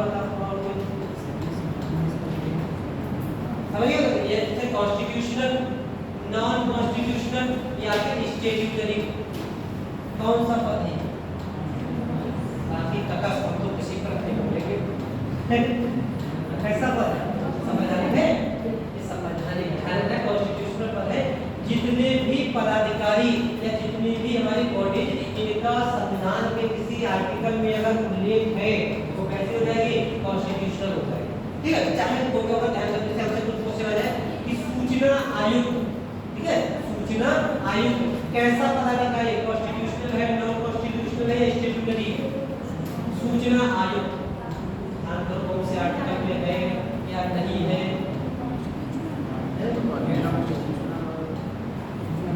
सूचना आयुक्त केंद्रीय सूचना आयुक्त जल्दी देखो तो कंप्लीट करें क्या समझदारी करेगी नॉन कॉन्स्टिट्यूशनल सही है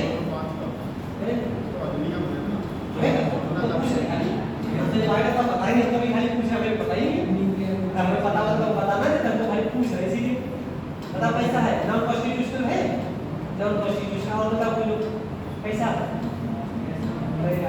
बता पैसा है बताए के जानते हैं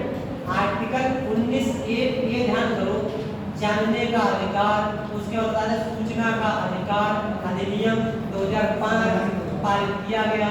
बताइए ना, अधिनियम पारित किया गया, मतलब अधिनियम में इसका उल्लेख इस संविधान के किसी भी आर्टिकल में नहीं है, अलग से एक अधिनियम लाया गया, आरटीआई एक्ट लेके आया सूचना का अधिकार 2005। तो जितने भी पदाधिकारी हैं जिनका उल्लेख किसी अधिनियम में होता है, ऐसे हो जाते हैं, स्टेट्यूटरी हो जाते हैं। नॉन कॉन्स्टिट्यूशनल बॉडी वो होते हैं जो ना तो कॉन्स्टिट्यूशन में है ना ही किसी आर्टिकल में, जैसे योजना आयोग, नीति आयोग, ये सब ऐसे नॉन कॉन्स्टिट्यूशनल है। ठीक है, इनका उल्लेख ना तो किसी एक्ट में है और ना ही किसी आर्टिकल में। आर्टिकल में है क्या हो जाएगा, कॉन्स्टिट्यूशनल हो जाएगा, किसी एक्ट में है स्टेट्यूटरी हो जाएगा, और कहीं का नहीं। ठीक है, तो कौन सा हो जाएगा, नॉन कॉन्स्टिट्यूशनल हो जाएगा। तो योजना आयोग पूछा जाए, नीति आयोग पूछा जाए, ये सब कैसे है, नॉन कॉन्स्टिट्यूशनल है। सूचना आयोग पूछा जाए कैसा है, स्टेट्यूटरी है। आपसे अगर निर्वाचन आयोग पूछा जाए, सब लोक सेवा आयोग पूछा जाए, ये सब कैसे हो जाते हैं, कॉन्स्टिट्यूशनल हो जाते हैं। तो महान्यायवादी कैसा हो जाएगा, कॉन्स्टिट्यूशनल पद हो जाएगा। ठीक, ये भारत सरकार का सर्वोच्च विधिक अधिकारी होता है। इसको हम लोग क्या कहते हैं, भारत सरकार का वकील कहते हैं। तो सीधी सी बात है, ये भारत सरकार को क्या करेगा, विधिक मामलों पर सलाह देगा। ठीक है, विधिक मामलों पर सलाह देगा। ये विधिक मामलों पर सलाह देने का काम किसका होता है, विधिक मामलों पर सलाह देना, ये किसका काम होता है, महान्यायवादी का होता है। अब देखो ये भारत सरकार का वकील है, ठीक, तो भारत सरकार का वकील है, तो अगर इसके कार्यकाल की अगर बात करें, महान्यायवादी के अगर कार्यकाल की अगर बात करें, तो इतना सब कुछ बताने के बाद अपने आप बता दो इसके कार्यकाल कितने वर्ष का होगा। महान्यायवादी का कार्यकाल कितने वर्ष का होगा, 5 वर्ष, 4 वर्ष, 6 वर्ष, 3 वर्ष, कोई 5 वर्ष, कितना 5 वर्ष कितना 6 वर्ष, इनमें कोई नहीं, कोई नहीं। और आपका दोनों में कोई 5 वर्ष, 6 वर्ष। अच्छा ये कौन है, वकील है। आप ऐसे बताओ, जैसे मान लिया हम कहीं लड़के चले आए, हम किसी से लड़के चले आए, तो हम क्या करें, अपना मुकदमा लगाने के लिए कोई वकील करेंगे कि नहीं करेंगे, कोई वकील करा, तो वकील कर दिया। अगर हमें लग रहा है कि वकील सही से मुकदमा नहीं लड़ रहा है, तो मेरी मजबूरी है इसी वकील को क्या करना पड़ेगा, देना पड़ेगा। ये वकील चेंज कर देंगे तुरंत, वकील तुरंत चेंज कर देंगे, इसका कोई भी कार्यकाल फिक्स नहीं होता है। ठीक है, इसका कोई भी कार्यकाल फिक्स नहीं होता, तो वकील है भाई, कौन होता है, भारत सरकार का वकील है। तो सीधी सी बात है, भारत सरकार का मुकदमा सही ढंग से लड़ेंगे तो लंबे समय तक बने रहेंगे, नहीं मुकदमा सही ढंग से लड़ेंगे तो राष्ट्रपति जब चाहे जब फिर हो जाए क्या कर देंगे, पद से हटा देंगे। तो महान्यायवादी के बारे में कुछ पढ़ना पड़ेगा। कौन से आर्टिकल में, 76 में राष्ट्रपति की नियुक्ति करता है, किनको करेगा, जो सुप्रीम कोर्ट का न्यायाधीश बनने के योग्य व्यक्ति हो। अगली बात, ये कौन होते हैं, भारत सरकार के सर्वोच्च विधिक अधिकारी होते हैं, मतलब भारत सरकार के वकील होते हैं। उनका काम क्या होता है, विधिक मामलों पर सलाह देना, और कार्यकाल इनका निर्धारित नहीं होता है, कार्यकाल निर्धारित नहीं होता है, निर्धारित नहीं होता। और अगर इनके वेतन भत्तों की बात करें, इनके वेतन भत्तों की बात करें, तो वेतन भत्ता कौन डिसाइड करेगा, ठीक है, अगर आपसे क्वेश्चन आ जाए, देखो पढ़ने से पहले आंसर आपको मिल जाएगा, थोड़ा सोचोगे आपने आप आंसर मिल जाएगा। अगर आपसे क्वेश्चन आ जाए कि महान्यायवादी के वेतन भत्ते कौन निर्धारित करता है, ठीक, आप विकल्प सुनो। पहला विकल्प है आपके पास संसद, दूसरा विकल्प है आपके पास प्रधानमंत्री, तीसरा विकल्प है आपके पास सुप्रीम कोर्ट का मुख्य न्यायाधीश सीजीआई, और चौथा विकल्प राष्ट्रपति। आप बताओ कि महान्यायवादी के वेतन भत्ते कौन डिसाइड करेगा, संसद, सही है, डाउट में भी कुछ पता कौन डिसाइड करेगा, चारों विकल्प में इन्हीं चारों में से एक को उठा राष्ट्रपति, आपका राष्ट्रपति, आपका संसद और सीजीआई, आपको बोला राष्ट्रपति। अच्छा राष्ट्रपति आपका राष्ट्रपति है, आपका राष्ट्रपति है, आपका राष्ट्रपति, अच्छे लोगों का राष्ट्रपति, संसद वाले लोगों को अच्छा। अच्छा ये बताओ, जैसे मान लिया ये किसका है, भारत सरकार का वकील होता है, भारत सरकार का वकील है। भारत सरकार किसकी होती है, संसद की होती है, या प्रधानमंत्री की होती है, या राष्ट्रपति की होती है। भारत सरकार किसको कहते हैं, मंत्रियों को कहते हैं। मंत्री किसके होते हैं, संसद को देखो, अरे बाप रे, फिर राष्ट्रपति को होते हैं, राष्ट्रपति को सहायता सलाह देने के मंत्रिमंडल चाहिए नहीं दे। तो जैसे मान लिया हम कहीं से लड़ाई झगड़ा करते चले जाए, तो सीधी बात है उसके बाद वकील करेंगे अपना, तो वकील करेंगे तो वकील को पैसा कौन देंगे, हम देंगे या हमारे पापा देंगे, आप देंगे ना, पापा दादा के भगा देंगे, रोज लड़के चलाता है और हम वकील करके देंगे। ऐसे वकील के लिए पैसा कौन निर्धारित करेगा, हम करेंगे नहीं करेंगे। तो वकील किसने करा है, हमने करा है, हमारा वकील है। तो ये वकील किसका है, भारत सरकार का है। भारत सरकार किसकी है, राष्ट्रपति की है। इधर बता कौन डिसाइड करेगा, राष्ट्रपति डिसाइड करेगा, संसद डिसाइड नहीं करती है। कौन डिसाइड करेगा, राष्ट्रपति डिसाइड करेगा, वकील किसका है, राष्ट्रपति। तो इतनी चीजें भी और हो गई। अभी मान्यवादी के कुछ अधिकार बच्चे वगैरह है, इनको हम लोग कल कर देंगे, ठीक है, आज ये कर, ठीक। बस आपकी कल ये फिनिश हो जाएगी, 5 मिनट की हो रही है, 10 मिनट की। इसके बाद हम लोग कल संसद स्टार्ट करेंगे, ठीक है। ये का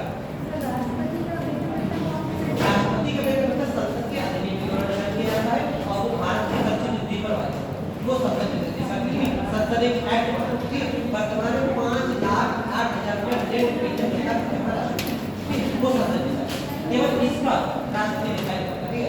तो क्योंकि ये राष्ट्रपति का अधिकार है,